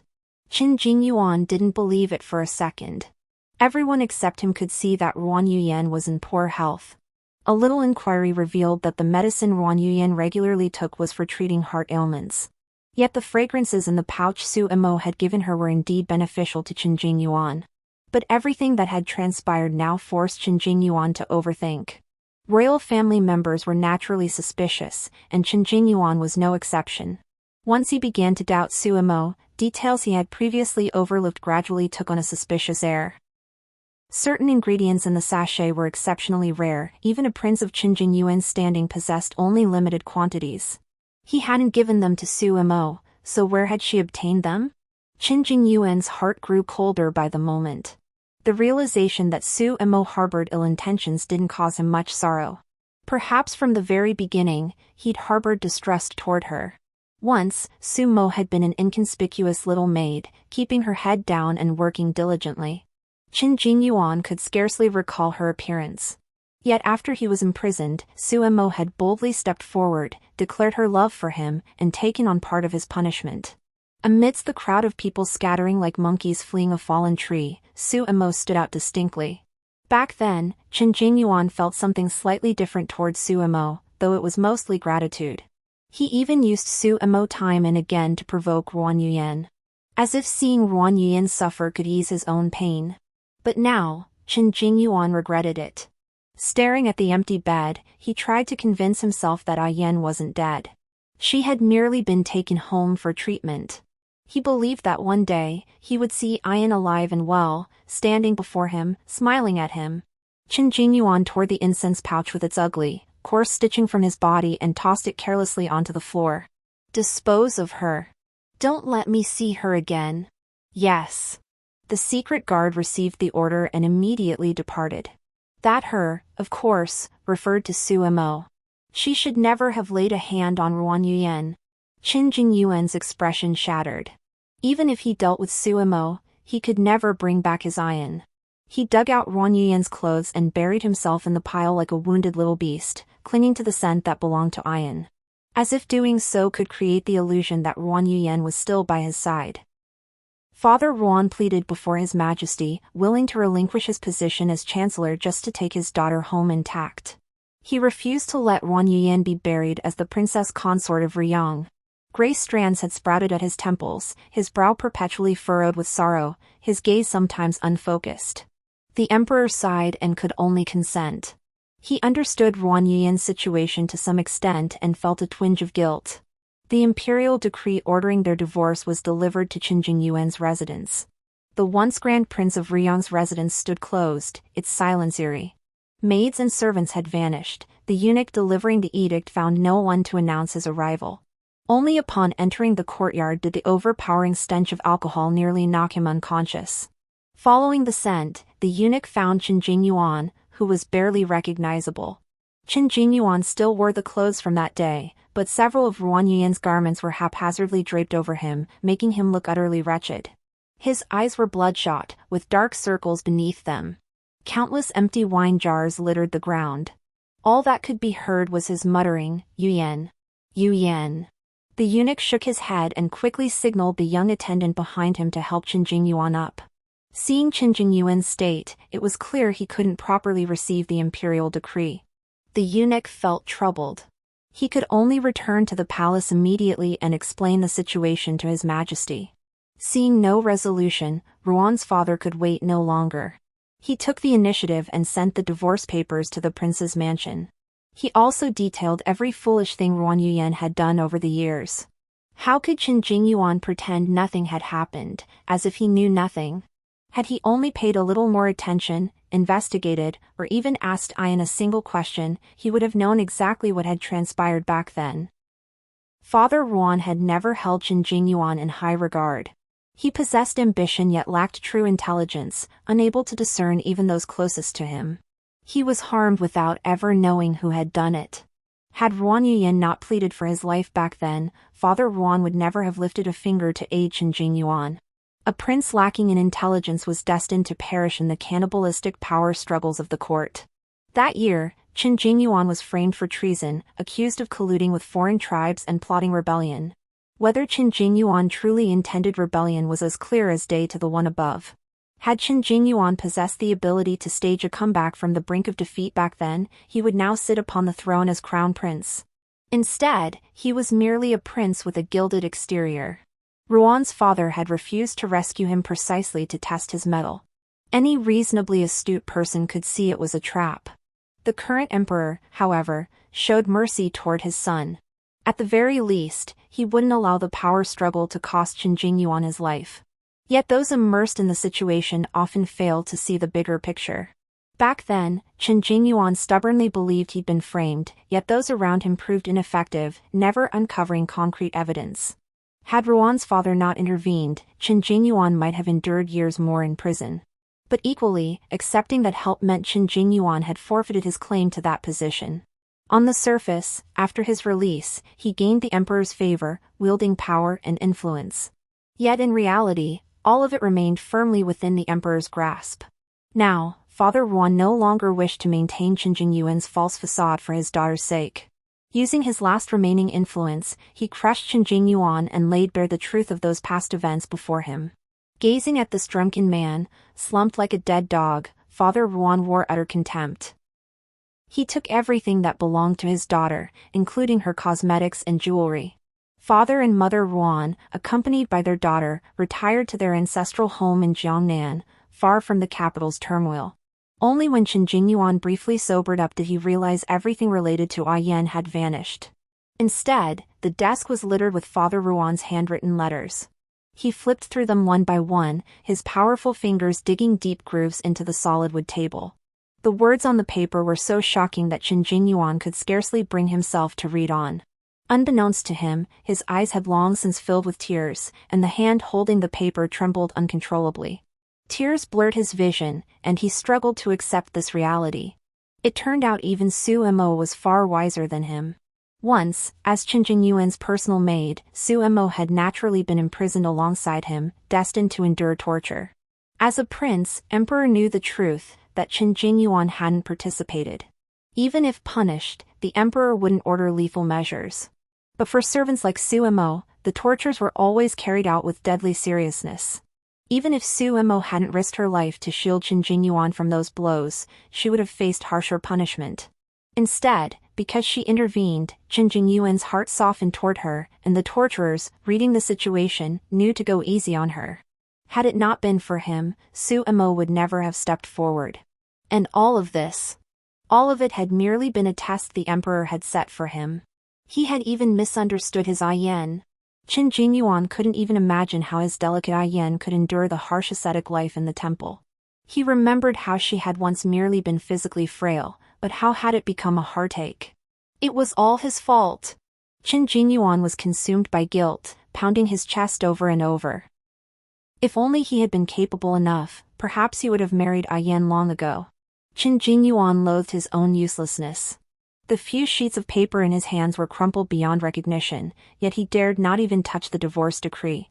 He had deliberately evaded the imperial decree. Why must they now part ways? The marriage he had longed for since youth was now ending with nothing more than a thin sheet of paper. Chen Jingyuan felt a sense of disorientation, as if everything had become utterly unreal. The vast mansion held no trace of Ruan Yuyan's existence, its emptiness terrifying. His own heart felt hollow, bereft of spirit with her departure. In the courtyard, Chen Jingyuan remembered Yan once standing here, waiting for his return. Several more koi had died in the pond. With the mistress who had fed them so diligently gone, their days of plenty were over. Chen Jingyuan had never felt such profound loneliness. Gazing at the swing overgrown with vines, he could almost see Yan sitting there, smiling. When exactly had he lost his Yan? A deafening pounding erupted at the main gate, accompanied by a shrill female voice. How Su Mo had escaped the shadow guards remained unknown. Kneeling on the ground, she recounted her story with the Prince of Ruyang to the gathered crowd, her voice filled with lament. Su Mo's clothes were no longer the clean, neat garments of before. They were filthy and torn in several places. Her hair was disheveled, though her face remained clean enough to be vaguely recognizable. Kneeling before the mansion gates, Su Mo pounded the door relentlessly, crying out, "Your Highness, save me. I cannot live without you. Didn't we agree to divorce Ruan Yuyan and marry me?" It was astonishing that someone fleeing for her life could project such a loud voice. People across the street could hear her clearly. Chen Jingyuan inside the mansion heard every word distinctly. His eyes darkened as he gathered the papers on his desk and slipped them into a hidden compartment. The moment the mansion gates opened, a dark figure dragged Su Mo inside. Silence followed, and the doors closed behind them. The onlookers outside, eager for a spectacle, were startled. After all, they dared not linger too long at the imperial family's affairs. Yet after this incident, the Prince of Ruyang's reputation only grew worse. The common folk even spun folk songs based on his infidelity, which spread throughout the capital. For reasons unknown, no one from above intervened. After being dragged into the mansion by the secret guards, Su Mo had her mouth gagged and her tendons severed. To have evaded Chen Jingyuan's secret guards for so long, find the mansion's entrance, and shout with such force, clearly, Su Mo herself was no ordinary woman. At the very least, she was far from the fragile, helpless figure she had previously portrayed. Qin Jingyuan confined Su Imo in a secret dungeon, subjecting her to every torture he had never before used. Emerging from the cold, sunless dungeon, Qin Jingyuan's hands and feet were numb with chill. Though it was a clear, snowless day and he wore many layers, he felt an unrelenting coldness throughout his body, unable to warm himself. Under torture, Su Imo revealed many things. It turned out Su Mo's mother was a Hu prisoner. Her father had been stripped of his official position and exiled for harboring Hu prisoners, and Su Imo herself had been sold from place to place. Finally, she was purchased by Lady Jiang, the sister of Qin Jingyuan's mother, who trained her well. Intended to be a lowly servant girl. It was only later, upon noticing Su Mo's striking beauty, that Lady Jiang conceived the plan to send her to Qin Jingyuan, aiming to win his favor. At first, Qin Jingyuan was utterly devoted to Ruan Yuyan, and Su Mo's efforts proved fruitless. But later, when Qin Jingyuan was imprisoned and Su Imo followed him there, the situation shifted. As Lord Jiang aligned with the third prince, Lady Jiang naturally served his interests. Su Mo's displays of affection toward Qin Jingyuan and her sacrifice to shield him from punishment, these schemes originated from Lady Jiang, hinted at by the third prince. Su Imo did harbor genuine affection for Qin Jingyuan, yet this love paled in comparison to her own survival. Her life had long been held hostage by Lady Jiang, leaving her powerless. Poisoned, she had no choice but to obey Lady Jiang's orders to sabotage Qin Jingyuan and Ruan Yuyan's relationship in order to survive. Hearing this, Qin Jingyuan felt not a shred of pity, only bitter resentment. Did Su Mo's desire to live mean his Yuyan deserved to die? Qin Jingyuan ordered Su Mo's tongue torn out and her limbs broken, yet he spared her life, choosing instead to torture her bit by bit. Yuyan hadn't been gone long. If she'd encountered Su Imo on the road, wouldn't she have felt cursed? Qin Jingyuan smiled, yet the chill it sent down spines was palpable. Third prince, I will not let you off. The words were so soft only Qin Jingyuan himself could hear them. His iron was gone, and perhaps he himself had lost all meaning. In his father's eyes, he was merely a pawn to maintain the imperial family's image and balance the factions. His mother, the Empress Dowager, only hoped he would one day ascend to that supreme throne. To them, he was merely the fourth prince. From beginning to end, the only one who truly loved him was his Ayan.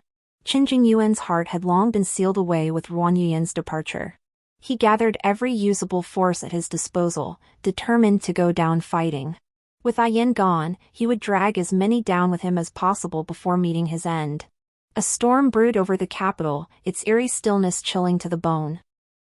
Yet at this critical juncture, Qin Jingyuan found himself riding a carriage to Cold Abyss Temple to pray for blessings, seemingly amused by the absurdity. At the base of the abyss, he dismounted and, mimicking Ruan Yuyan's movements, climbed step by step up the precipice.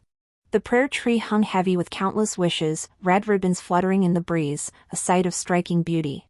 Qin Jingyuan scanned them one by one, most prayed for a good marriage, a happy family, or a smooth path ahead. Suddenly, his eyes fell upon several familiar handwritings. May you be safe, and may we meet year after year. May I win one heart, and never part till our hair turns white. Together till our hair turns white, loving and trusting, never doubting. Qin Jingyuan saw countless red ribbons bearing familiar handwriting, undoubtedly all written by Ruan Yuyan. Tears streamed down his face. Countless red ribbons hung from the tree. How many had she tied there? Had she comforted her longing this way during all those days and nights she couldn't see him? He suddenly recalled Ruan Yuyan's unusual state the day she left. She had grown alarmingly thin, yet her cheeks were flushed, and her eyes shone with such intense longing they nearly burned him. The guards had told him her signal flare had ignited 3 times. Yet each time it rose into the sky, he had been inside the camp tent, dressing Su Mo's wounds. Qin Jingyuan knelt weakly on the steps. The ice and snow had long since melted, with even hints of spring in the air. He could no longer see the snow he had missed, nor the person within it. The stone steps were bone-chillingly cold. Qin Jingyuan dared not imagine how bitterly cold Ayan must have been lying in that snow. The sounds of battle below grew ever closer. A faint, calm smile played on Qin Jingyuan's lips. He knew this rebellion held not a shred of chance for victory. Yet he had still chosen to fight. When the icy blades pierced his body, Chen Jingyuan felt an almost exhilarating relief. He offered no resistance. Chen Jingyuan let the blood drain from his body, slowly dragging himself to the tree roots before sinking down.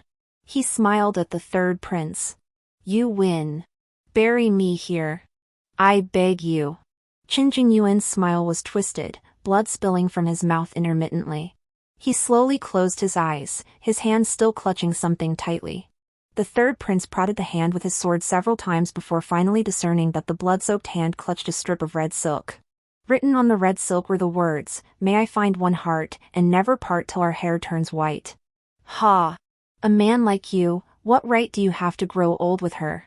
Third Prince Chen Yanling bent down, toyed with the ribbon, pulled it free, then stuffed a scrap of ragged cloth into Chen Jingyuan's hand. Time rewound to the day Ruan Yuyan died. Bone-chilling pain and cold nearly extinguished her consciousness entirely. Even she hadn't imagined she'd get a second chance. When consciousness returned, she found herself lying on her bed in her boudoir. Memories flooded her mind. Ruan Yuyan clutched her head, crying out in agony. Instantly, Lan Hong rushed to her side. "Miss, are you all right? Is it a headache? Doctor! Doctor!" Seeing Ruan Yuyan awake, Lan Xiang was overcome with emotion, her tears mingling with laughter as she fluttered about in a flustered panic. "Lan Xiang? Lan Xiang, come here. I'm fine. I just need to rest for a while." Ruan Yuyan gazed at Lan Xiang's youthful face, her heart aching with longing. She could scarcely believe the reality unfolding before her. Ruan Yuyan pinched herself hard. "It hurts!" Ruan Yuyan's eyes welled up with tears, filled with joy. Seeing this, Lan Xiang immediately grasped Ruan Yuyan's hand, pleading anxiously, "Miss, don't do anything foolish. Master and mistress have already agreed you won't marry the third prince. The training at Cold Abyss Temple is too harsh, please don't agree to it." Lan Xiang couldn't fathom what was so special about that fourth prince that he could make her young mistress act so recklessly.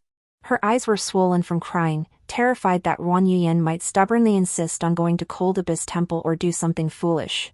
It turned out that Ruan Yuyan had reincarnated back to the moment when Chen Jingyuan had just been imprisoned. To persuade her father to aid Chen Jingyuan, she had knelt in the ancestral hall for 3 days and nights, even threatening suicide. Unsurprisingly, this was precisely the moment in her past life when she awoke and agreed to enter Han Yuan Temple as a nun. Ruan Yuyan tugged at the corner of her quilt, her resolve firm. The path she had walked in her previous life had proven wrong. There was no need to tread it again. Ruan Yuyan offered a gentle smile, stroking Lan Xiang's head as she spoke softly, "Not anymore. I won't do anything foolish. The ascetic life at Cold Abyss Temple is too harsh, my body simply couldn't endure it. Rest assured, Lan Xiang." In her past life, Lan Xiang hadn't known a good life following her. At Cold Abyss Temple, she'd suffered alongside her, and at the Prince of Ryang's mansion, she'd endured mistreatment. This time, it wouldn't be so. Ruan Yuyan swallowed the bitter medicine, leaning against the headboard as she listened to Lan Xiang and Meifang chattering away, sharing amusing stories from recent days. Sunlight streamed through the window, warm and comforting, making Ruan Yuyan feel as if her very bones had softened. She found herself utterly savoring this carefree moment. She had already spent a lifetime striving for love. This time, she would live for herself, for her parents. Unbeknownst to her, Ruan Yuyan drifted off to sleep amidst Lan Xiang and Meifang's chatter. When she awoke again, her mother's gentle hand was softly caressing her cheek. "No more pretending to sleep now that you're awake. Get up and have something to eat, or you'll toss and turn tonight." Madame Ruan pinched Ruan Yuyan's cheek, not too hard, with a hint of affection. Ruan Yuyan rubbed her face against Madame Ruan's hand. "Feed me, mother," she whined shamelessly. Madame Ruan gently tapped Ruan Yuyan's nose. "Oh, you. I just can't help you." Even though Ruan Yuyan was now a young woman, Madame Ruan still thoroughly enjoyed her daughter's sweetness. As Ruan Yuyan drank the porridge her mother fed her, her heart softened. Her mother's beauty remained unchanged, free from the later years of worry and overwork. A wave of heartache washed over her. In her past life, she had been such an unfilial daughter, letting her parents suffer so much for her sake. Ruan Yuyan was filled with profound regret. But thankfully, she still had a chance to make amends. Ruan Yuyan no longer insisted on saving Qin Jingyuan, leaving even her father feeling somewhat unsettled. She played and frolicked with Lanxiang and Meifang, even adopting a little cat recently. There was no trace of her previous desperate obsession with Qin Jingyuan. Father Ruan grew concerned. Was Ruan Yuyan deliberately lulling him into complacency, waiting to slip away secretly later? Ruan Yuyan naturally sensed her father's unease, but she knew he wouldn't believe any verbal assurances. Only through her actions could she truly reassure him. Having shifted her focus away from Qin Jingyuan, Ruan Yuyan began befriending other noble young ladies and pursuing interests that captivated her. Exposure to new people and experiences broadened her horizons. With so many fascinating people and activities, she nearly forgot about Qin Jingyuan, imprisoned behind bars. Seeing that Ruan Yuyan no longer clung to life and death for Qin Jingyuan, her father ceased his efforts to rescue him. Ruan's father understood this was merely a power struggle among imperial relatives. Qin Jingyuan hadn't truly committed any crime, and the emperor wouldn't actually execute him. Only children like Ruan Yuyan couldn't see through it. Without his father's support, Qin Jingyuan's days in prison were far from easy, even worse than his previous life. His subordinates proved incompetent, failing to uncover any useful evidence. Su Imo had indeed reappeared as she had in his previous life. However, contrary to Qin Jingyuan's expectations, she hadn't voluntarily entered prison to accompany him. She'd been arrested by the officers. As Qin Jingyuan's personal maid, how could she possibly avoid interrogation and torture? Without Ruan Yu's father's support, Qin Jingyuan felt his life was worse than death. Su Imo had shielded Qin Jingyuan from disaster once before. This time, however, without Ruan Yuyan's breakup letter, Qin Jingyuan's attitude towards Su Imo remained cold. What Qin Jingyuan didn't know was that Ruan Yuyan's betrothal token had long been returned by Ruan's father to Qin Jingyuan's mother, the Empress Dowager. Their engagement had been dissolved long ago, witnessed by His Majesty. Imperial betrothals weren't easily dissolved, and Ruan Yu's father naturally paid the required price. From that day forward, no matter what, the Chancellor Ruan could only be a staunch royalist. He couldn't take sides, nor could he harbor any extraneous thoughts. He was merely a sword in the emperor's hand. Exchanging his freedom for his daughter's happiness was a price Ruan Yu's father gladly paid. Even Ruan Yuyan, who was usually oblivious to court politics, sensed something was amiss. Gazing at her father's face, now visibly aged, Ruan Yuyan felt profound guilt. There was little she could do except avoid causing him trouble and perform small acts to bring her parents joy. Ruan Yuyan had made a set of clothes for each of them. Upon receiving the garments, her parents were so delighted they wanted to wear them out every day to show them off. Sure enough, when the birthday banquet for Princess Anha arrived, her parents, still a bit childish, insisted on wearing the clothes their daughter had made to the event. Fortunately, they retained enough sense to don formal attire appropriate for the occasion instead. Princess Anha was of marriageable age, and this birthday banquet served to select a prince consort for her. As the daughter of Chancellor Ruan, Ruan Yuyan naturally had to attend. The princess's birthday banquets were much the same year after year, offering little interest. Seated at her place, Ruan Yuyan felt rather unenthusiastic. Many families used the princess's birthday banquet as an opportunity to scout potential matches for their children. Ruan Yuyan, dressed in a fresh and graceful style, caught the eyes of many young men. But upon hearing she had once been betrothed to the imprisoned fourth prince, they all hesitated and stepped back. It was common knowledge that the sole daughter of Chancellor Ruan and the fourth prince had been childhood sweethearts, deeply in love since youth. Even though their engagement had been dissolved, no family dared to compete with the imperial house for her hand. Besides, His Majesty himself would never permit the Chancellor's only daughter to marry the son of another official. Many aristocratic families sighed and reluctantly abandoned their hopes.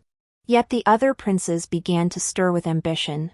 Behind Ruan Yuyan stood none other than the powerful Chancellor Ruan. Marrying her would mean securing the Chancellor's backing. Hardly anyone could pass up such a coveted prize.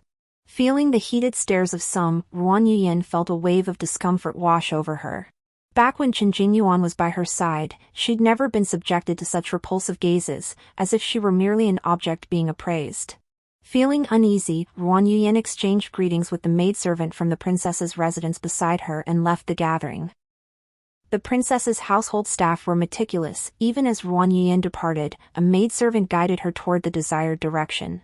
Following the maid to the small garden, Ruan Yuyan gazed at the blooming flowers and breathed in their fresh fragrance, finally feeling somewhat more at ease. But just then, Lin Furu, the granddaughter of Grand Secretary Lin, approached with a large, noisy crowd. Some people are truly shameless, kicking someone when they're down. Her former fiancé is in trouble, and she won't even bother to look his way. How cold-hearted and heartless. Exactly. The fourth prince was so good to her, and now? He's even had the betrothal broken off. He'll probably faint from anger in prison. Mind your words. Lin Furu patted the hand of the woman in yellow beside her. The women who had been speaking so boldly moments ago instantly fell silent, though the exchanges between their eyes never ceased. Ruan Yuyan heard every word. If Lin Furu truly wanted those women beside her to watch their words, she wouldn't have let those earlier remarks slip past her ears. It was nothing more than tacit approval. Ruan Yuyan scrutinized Lin Furu several times. In her previous life, her heart had been entirely devoted to Qin Jingyuan, and only now did she recall that Lin Furu had also been one of Qin Jingyuan's admirers. Understanding dawned on Ruan Yuyan. She stepped forward, locking eyes with Lin Furu. Discussing the prince in such a manner is not something subjects should do. What are your intentions? At these words, the faces of the women who had spoken earlier paled, and they instantly turned to look at Lin Furu. Then, Ruan Yuyan continued. Miss Lin, if you truly care for the fourth prince, you can certainly offer your assistance.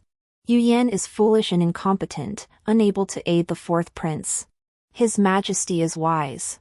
Yuyan trusts there will be a just outcome and has no cause for worry. Her words left Lin Furu speechless. Lin Furu had staged the scene today precisely because she couldn't save Qin Jingyuan, couldn't offer him any help. Grand Minister Lin, seeing the situation clearly, naturally wouldn't allow his granddaughter to intervene. Lin Furu had no choice, yet she couldn't stop worrying about Qin Jingyuan in prison. She never imagined that Ruan Yuyan and Qin Jingyuan, once so close and deeply affectionate, would now be unable to lend each other even a helping hand. Driven by her own anxiety, Lin Furu seized this opportunity to pressure Ruan Yuyan. Yet Ruan Yuyan paid no heed to her words, instead turning the tables on her. This was happening within the princess's residence. If those earlier remarks were to leak out, the entire Lin family could face repercussions. At best, it would be dismissed as idle gossip among young women. At worst, it could be interpreted as reckless commentary on state affairs, a blatant contempt for imperial authority.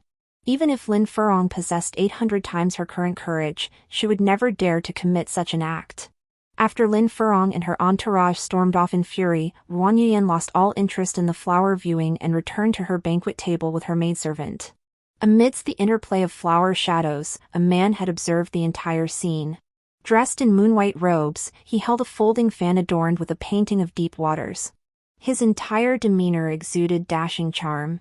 Your Highness, shall I take action? No need. The third prince, Qin Yanling, waved his hand dismissively. He tapped the fan against his palm and closed it. She hasn't been foolish enough to that extent yet. No need to intervene. Though Qin Yanling spoke thus, the admiration in his eyes was impossible to conceal. Ruan Yuyan was the sole daughter of Chancellor Ruan.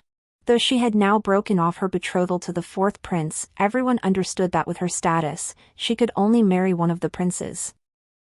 Only, Ruan Yuyan hadn't yet grasped this reality. Having poured her whole heart into loving someone in her previous life, only to be wounded in the end, Ruan Yuyan was weary. She no longer wished to love. She didn't want to marry, she only wanted to stay by her parents' side from now on. In the eyes of the world, a woman must marry. Her parents, heartbroken for their child, still hoped to secure a suitable match for Ruan Yuyan. They dared not aspire to the imperial family, the royal bloodline was known for its cold-heartedness. Instead, they sought a young man from humble origins. He needn't be exceptionally capable, only presentable and of good character, someone easy to control. To this end, they consulted numerous promising young men. Hidden behind a screen, Ruan Yuyan had met with so many suitors she felt utterly weary. Then, unexpectedly, news broke that the fourth prince, Qin Jingyuan, had been released from prison. Without her father's backing this lifetime, Ruan Yuyan never imagined he'd be freed early. Hearing this, her heart skipped a beat. A deeply troubling thought surfaced in her mind. Had he also been reborn? Ruan Yuyan's expression darkened considerably. Since her rebirth, every day felt stolen, peaceful and joyful. In her previous life, she'd fixated entirely on Qingjing Yuan, blind to the many other people and things that could bring her happiness. She refused to repeat that mistake, to retrace her old path. Ruan Yuyan knew full well that rebirth hadn't made her wiser.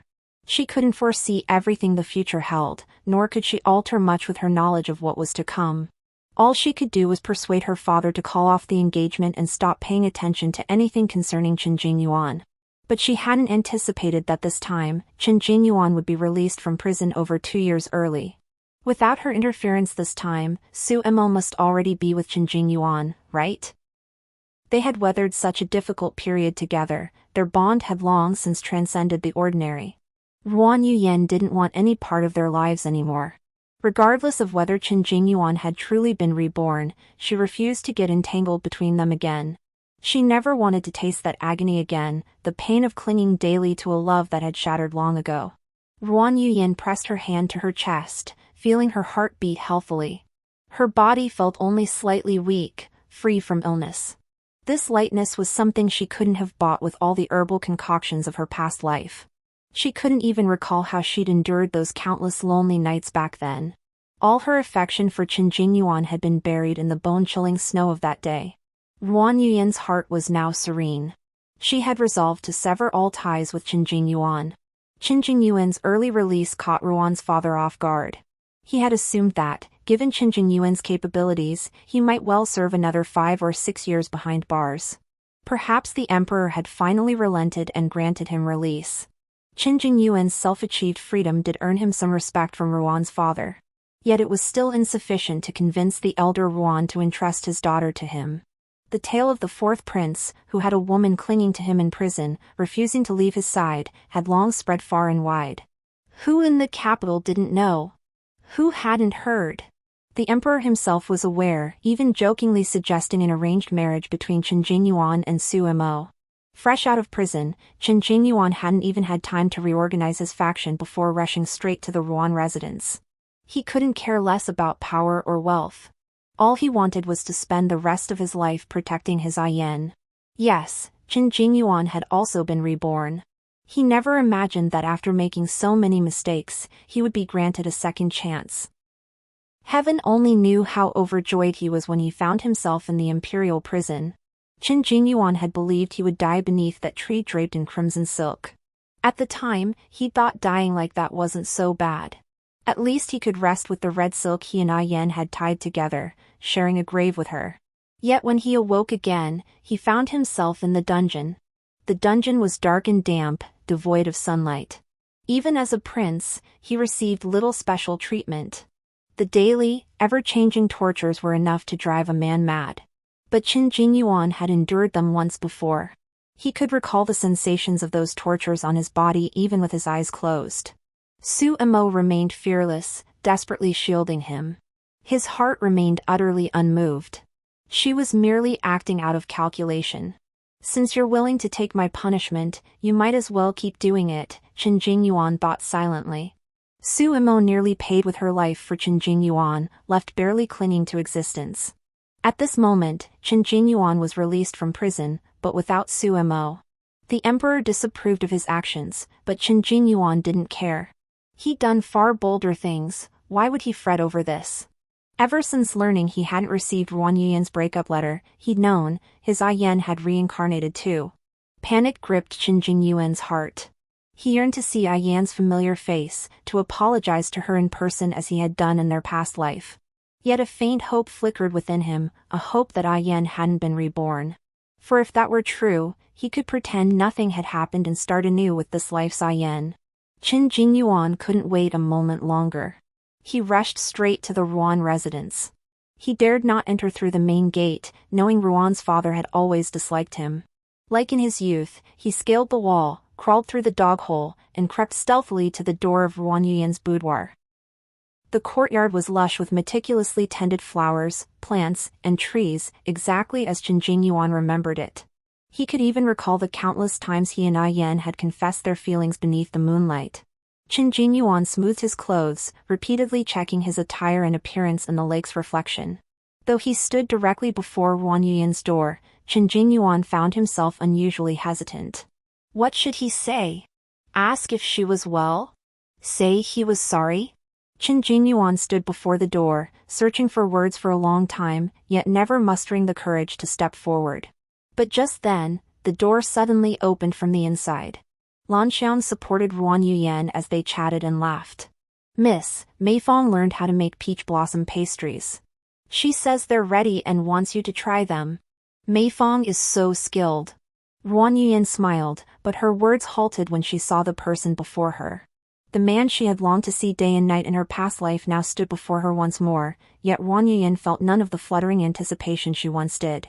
Still, her heart ached stubbornly. Perhaps without even realizing it, Wang Yuyan's eyes had already grown moist. You. Both spoke simultaneously, yet neither could find words to continue. The world had changed. Wang Yuyan could no longer harbor the same heartfelt devotion toward Qin Jingyuan as she had in her past life. True feelings were the least important thing. Greetings, fourth prince. Wang Yuyan turned sideways, performing a formal curtsy in accordance with etiquette, instantly creating a vast distance between them. Yuyan, you needn't bow to me. Qin Jingyuan hurried to help her up, but she subtly avoided his touch. Lan Xiang, the young maid by Wang Yuyan's side, glared at him warily, her hand clutching Wang Yuyan's skirt as if terrified her mistress might run off with Qin Jingyuan. Lan Xiang didn't hold much affection for Qin Jingyuan. Her young mistress had a delicate constitution and required careful, pampered care. Yet Qin Jingyuan constantly insisted on taking Wang Yuyan out to play. If it were merely play, something that brought the young mistress a little joy, it might be tolerable. But every time he took her out, she would inevitably come back injured or ill. Sometimes it was a scrape, sometimes a cold from getting caught in the rain, sometimes stomach pain from eating something unclean. Lan Xiang's heart ached whenever she saw the young mistress like that. Yet Qin Jingyuan never seemed to notice, always preoccupied with his own laughter and games. Lan Xiang didn't understand the intricate web of court politics, nor did she care about Qin Jingyuan's noble status. All she wanted was to see the young mistress safe and happy. Lan Xiang remembered clearly, the young mistress had knelt in the ancestral hall for 3 days and nights for Qin Jingyuan, even threatening suicide. Whenever she thought of such a good young mistress enduring so much suffering, she couldn't help but feel disgust toward Qin Jingyuan. So what if he was a prince? After being framed and imprisoned, did he really expect her young mistress, a complete stranger, to risk her life pleading for his release? Even now that Qin Jingyuan had emerged from prison unscathed, Lan Xiang could not muster a friendly expression toward him. Your Highness, it seems rather improper to enter the inner quarters unannounced without first presenting a formal invitation card, Lan Xiang ventured to speak up. Qin Jingyuan's piercing gaze fell upon her, and Lan Xiang instantly fell silent, frozen in fear. Seeing this, Wang Yuyan hurriedly stepped forward, shielding Lan Xiang behind her. Your Highness, we are no longer connected. The betrothal has been dissolved, and the token of engagement has been returned to Her Imperial Highness the Consort. When might I expect the return of my token? Wang Yuyan's words were laced with extreme formality, as if she wished to sever all ties between them. She no longer met Qin Jingyuan's gaze, keeping her head bowed. He was sovereign, she was subject. The chasm between their statuses was vast, and she dared not overstep. This small gesture alone tore a gaping wound in Qin Jingyuan's heart. His eyes brimmed with disbelief. Yuan? His Yuan would never treat him with such coldness. Qin Jingyuan reached out to touch Wang Yuyan's face, only to be dodged again. Yuyan, don't talk nonsense. We'll be together for a long time. We haven't called off the engagement, and we never will. Qin Jingyuan forced out the words with a pained smile. Yuyan, I'm back. You're back too, right? He wiped away a tear of blood from the corner of his eye.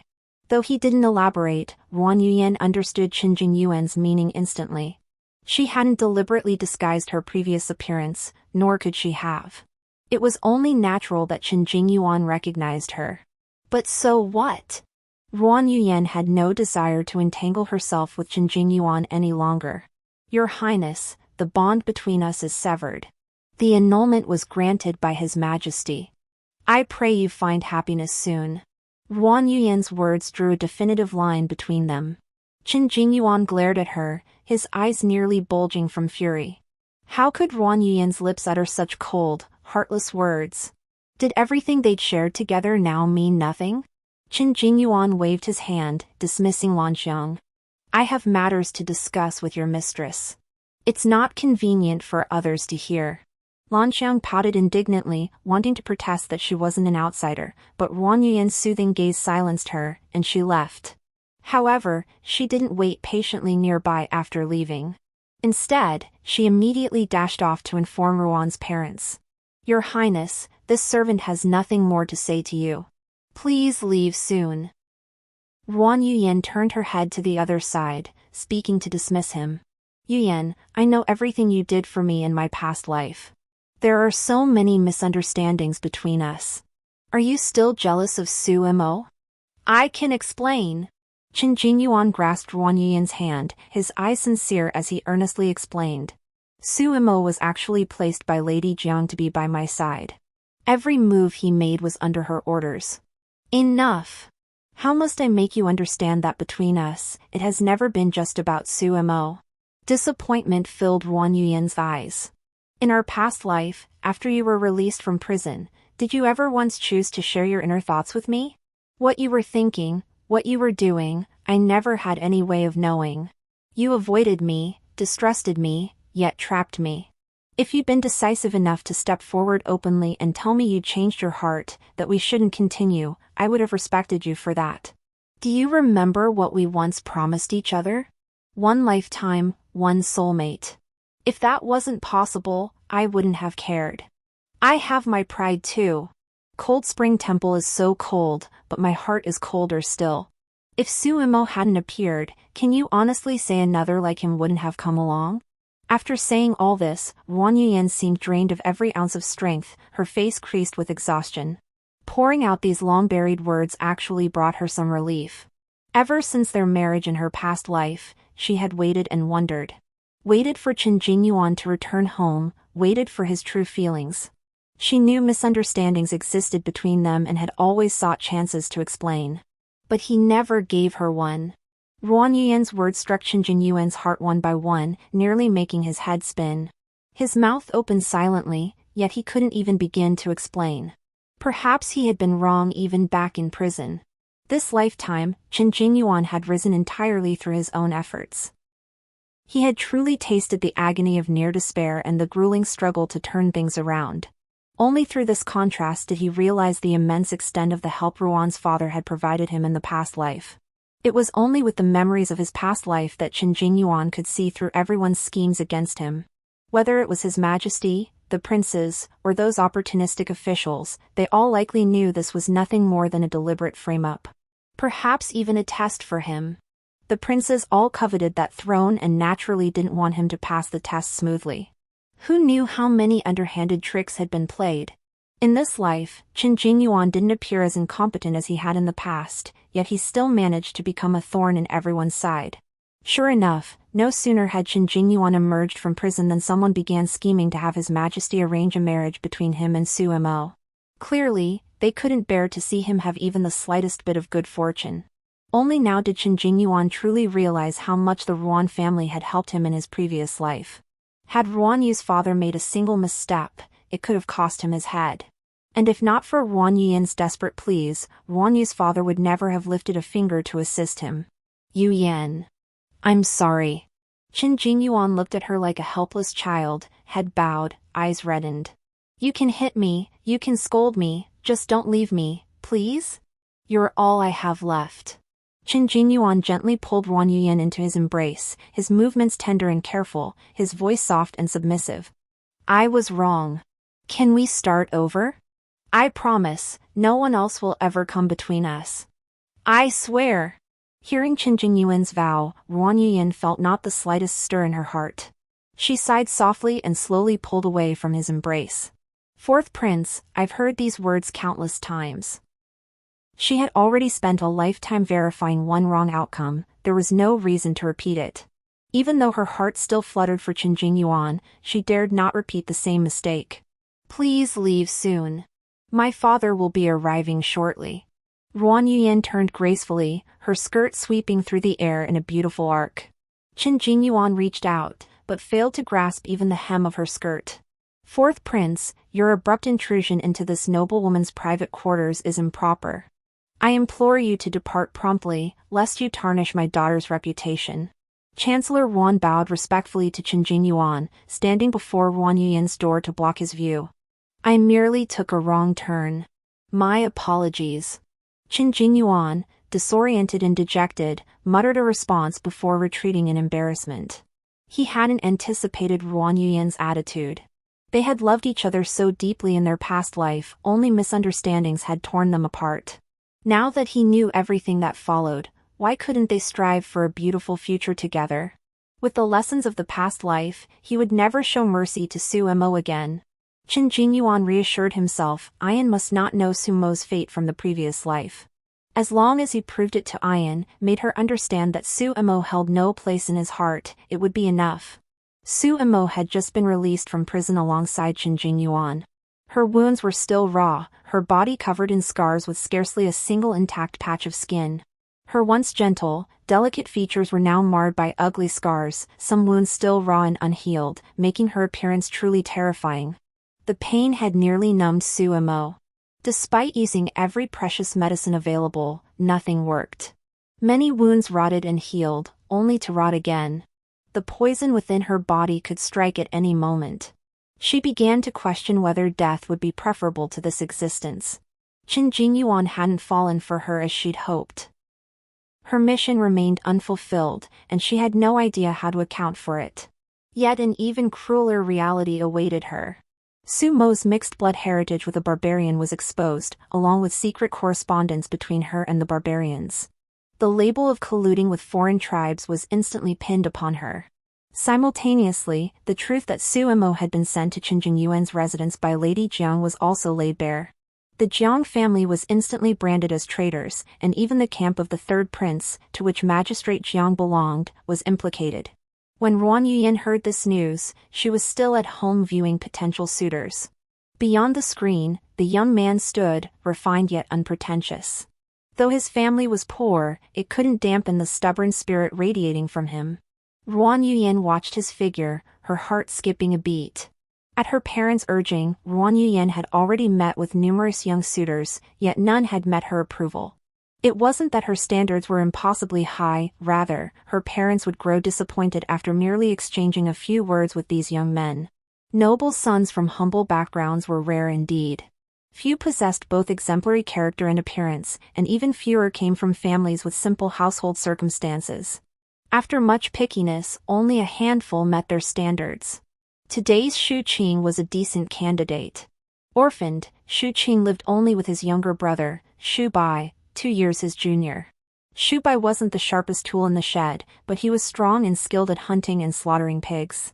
Rumor had it that it was Shu Bai's hunting and butchering that had funded Shu Qing's education all these years. Shu Qing's imperial examination ranking wasn't outstanding, but it was sufficient, more than enough for a minor official post. Shu Qing was decent in every way, except for that face, which bore a striking resemblance to the fourth prince. Ruan Yuyan, however, did not judge Shu Qing based on his appearance. She had heard about the events involving Su Mo and the Jiang family.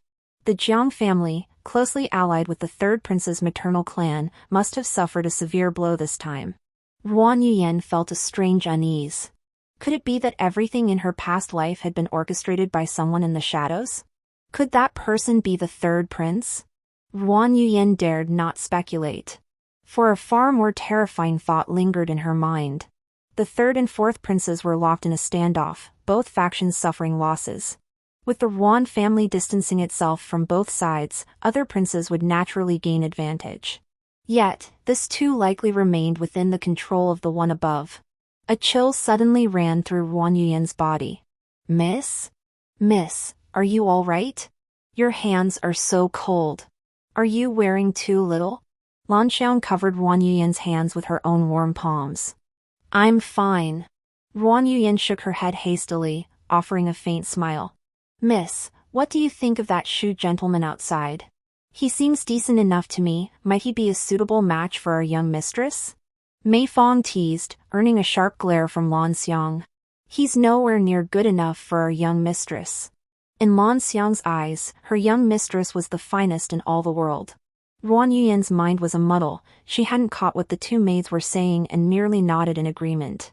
Almost instantly, the lively chatter in the main hall fell silent. Only then did Ruan Yuyan realize that the screen in front of her had shifted position at some point, likely knocked out of place during the maids' playful scuffle. All eyes in the main hall now turned toward her. Feeling the gazes, Ruan Yuyan snapped back to her senses. She glided gracefully forward and curtsied elegantly before the assembled guests. This humble maiden, Ruan Yuyan, greets the young master. This humble subject, Shu Qing, greets the young lady. Facing Ruan Yuyan's breathtaking beauty, Shu Qing felt his ears flush involuntarily. Fortunately, he managed to restrain himself, quickly regaining his composure. Connecting the dots from his earlier thoughts, Ruan Yuyan suddenly understood what had been troubling her parents all this time. Her father, Ruan Fu, was now the most loyal pawn in the emperor's hands. As his daughter, Ruan Yuyan could not marry any prince other than the crown prince. Yet the crown prince remained undecided, and she was now of marriageable age. Did this truly mean she would have to enter the imperial harem? To prevent His Majesty from constantly scrutinizing the Ruan family, Father Ruan could only continue arranging meetings for her with men from humble backgrounds. Only this way could His Majesty be reassured. Even so, Ruan Yuyan's father wished for her happiness and comfort, selecting suitors she genuinely liked. Seeing the weariness on her father's face, Ruan Yuyan felt a pang of guilt. The emperor was likely keeping a constant watch on the Ruan family. Her connection with Qinjing Yuan must have been noticed by His Majesty as well. Ruan Yuyan steeled her resolve, scrutinized Shu Qing carefully, then gave her father an imperceptible nod. After brief pleasantries, Shu Qing departed. Father pulled Ruan Yuyan close again, speaking earnestly, "Yin Yan, I only want what's best for you. I hope you find a good home. Shu Qing isn't a bad choice, at least while I'm still here, I can keep him in check.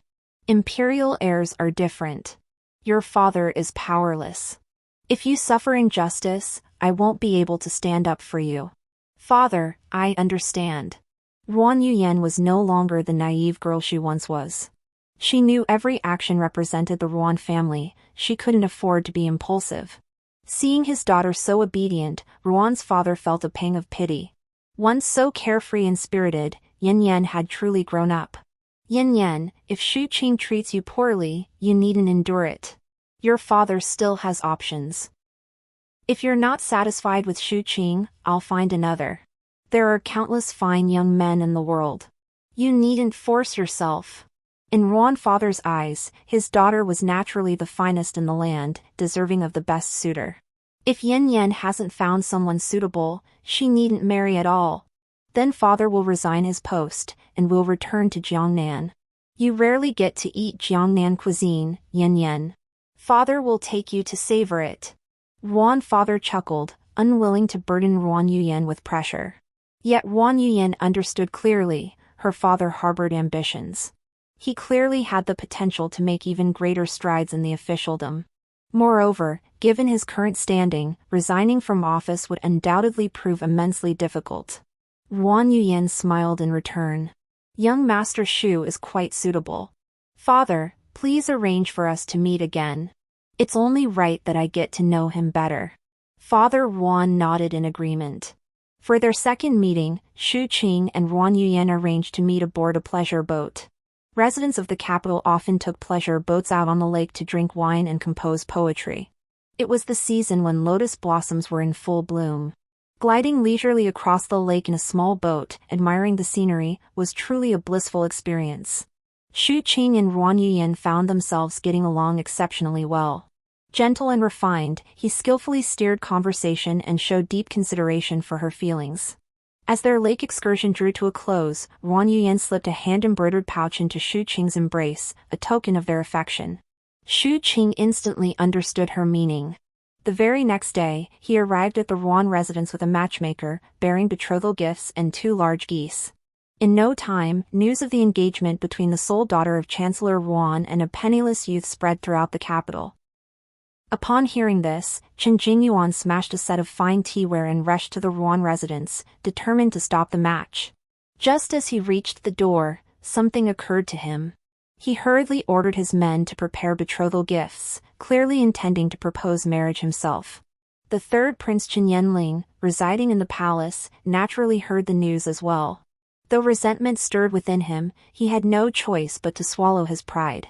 Unlike Chen Jingyuan, who acted with bold, reckless abandon, he was bound by too many considerations.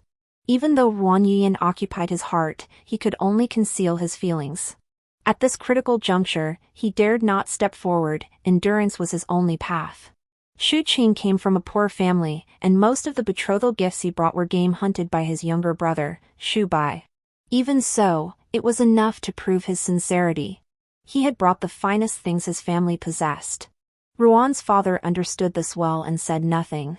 Both Ruan's father and Shu Qing were intelligent men. Once the betrothal was set, Shu Qing would be no different from a son-in-law who had married into the family. The matchmaker wove a basket full of flattering words. Before the assembled witnesses, Shu Qing was about to exchange betrothal tokens with Ruan Yuyan. But at that very moment, a procession arrived at the Ruan residence gates, accompanied by the clanging of gongs and drums. It turned out this group had also come to present betrothal gifts. Leading the procession was the fourth prince, Chen Jingyuan, mounted on a towering steed. His robust frame radiated formidable presence. Behind him, the dowry filled multiple carriages. Gold, silver, jewels, brocades, and silks piled so high they nearly spilled over. Compared to the fourth prince's extravagance, Shu Qing's dowry was pitifully meager, almost unbearable to behold. Yuyan, I've come to present my betrothal gifts. I told you I would marry you. Chen Jingyuan dismounted and strode purposefully toward Ruan Yuyan. In his hand was none other than the jade pendant that had sealed their engagement. The matchmaker behind Chen Jingyuan immediately stepped forward, offering auspicious words to Ruan's parents. On one side stood Chen Jingyuan, on the other, Shu Qing. Caught between them, Ruan Yuyan felt profoundly awkward. Her eyes met Shu Qing's, filled with apology, before she stepped before Chen Jingyuan. Everyone present, including Shu Qing, assumed Ruan Yuyan would accept Chen Jingyuan and abandon Shu Qing. Ruan Yuyan's clear voice instantly silenced the festive atmosphere. This humble maiden has no connection whatsoever with His Royal Highness the Fourth Prince. Our betrothal was dissolved long ago. Why does His Royal Highness refuse to let go? This humble maiden and Shu Qing have developed mutual affection and deep love for one another.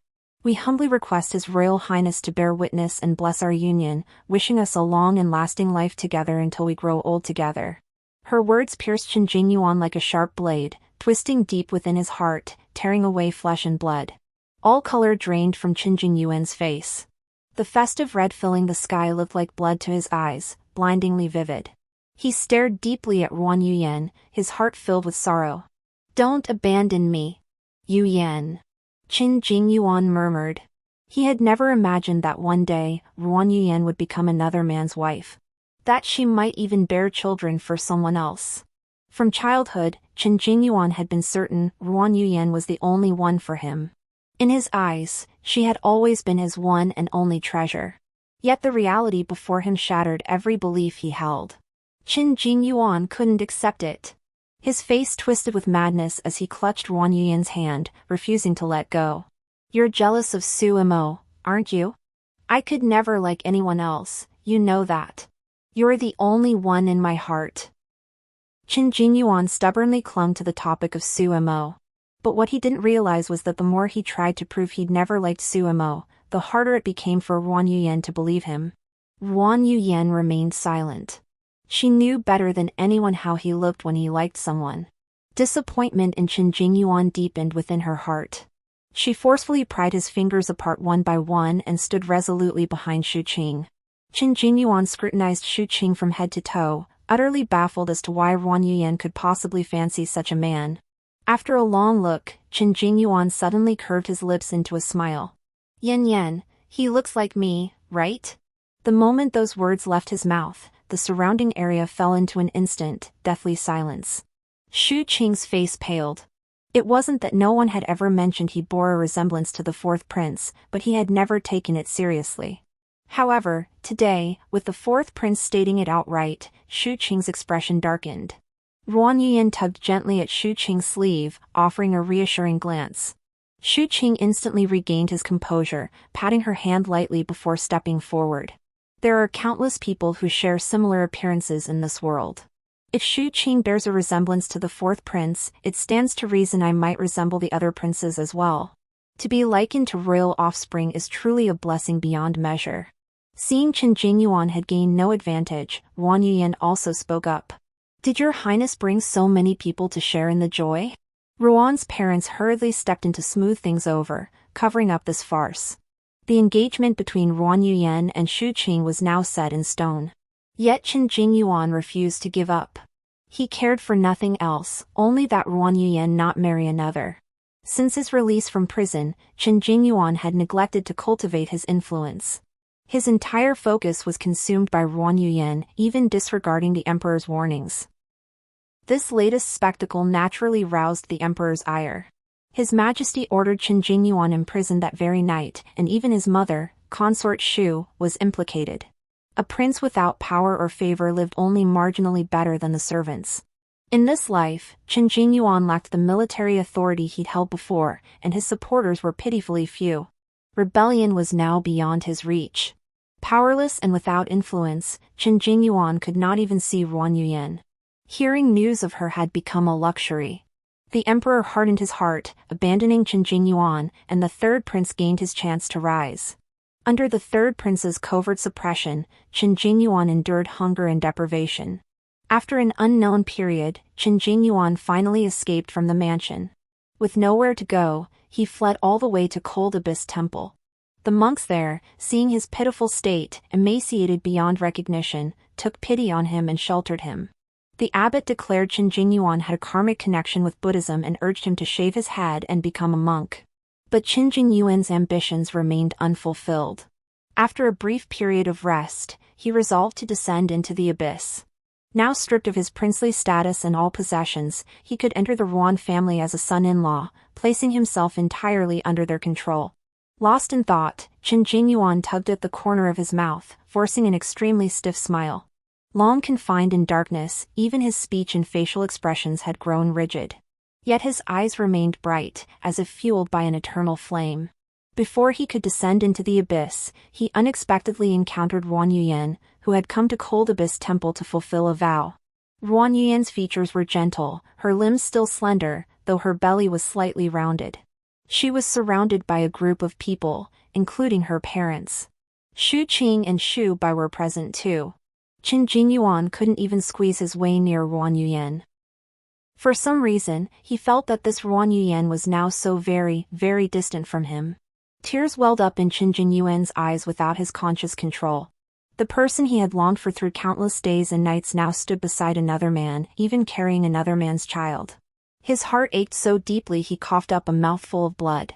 Chen Jingyuan finally understood the agony Ruan Yuyan had endured in his past life, only now, it felt 1,000 times more excruciating. Consumed by grief and overwhelmed by the surge of qi and blood, Chen Jingyuan collapsed unconscious. He lay on the cold stone tiles, the chill seeping through his limbs and into his heart. It was unclear how long passed before a young monk found him and carried him back. Clusters of jet black hair fell in strands, revealing a shaved patch on Chen Jingyuan's crown, a scarred, bleeding mark. He had shaved his own head, and the abbot had marked his crown with the monastic scar. From that day forward, he was known only as the monk Duan Nian of Han Yuan Temple. The story ends here. Thank you all for your companionship. See you in the next chapter.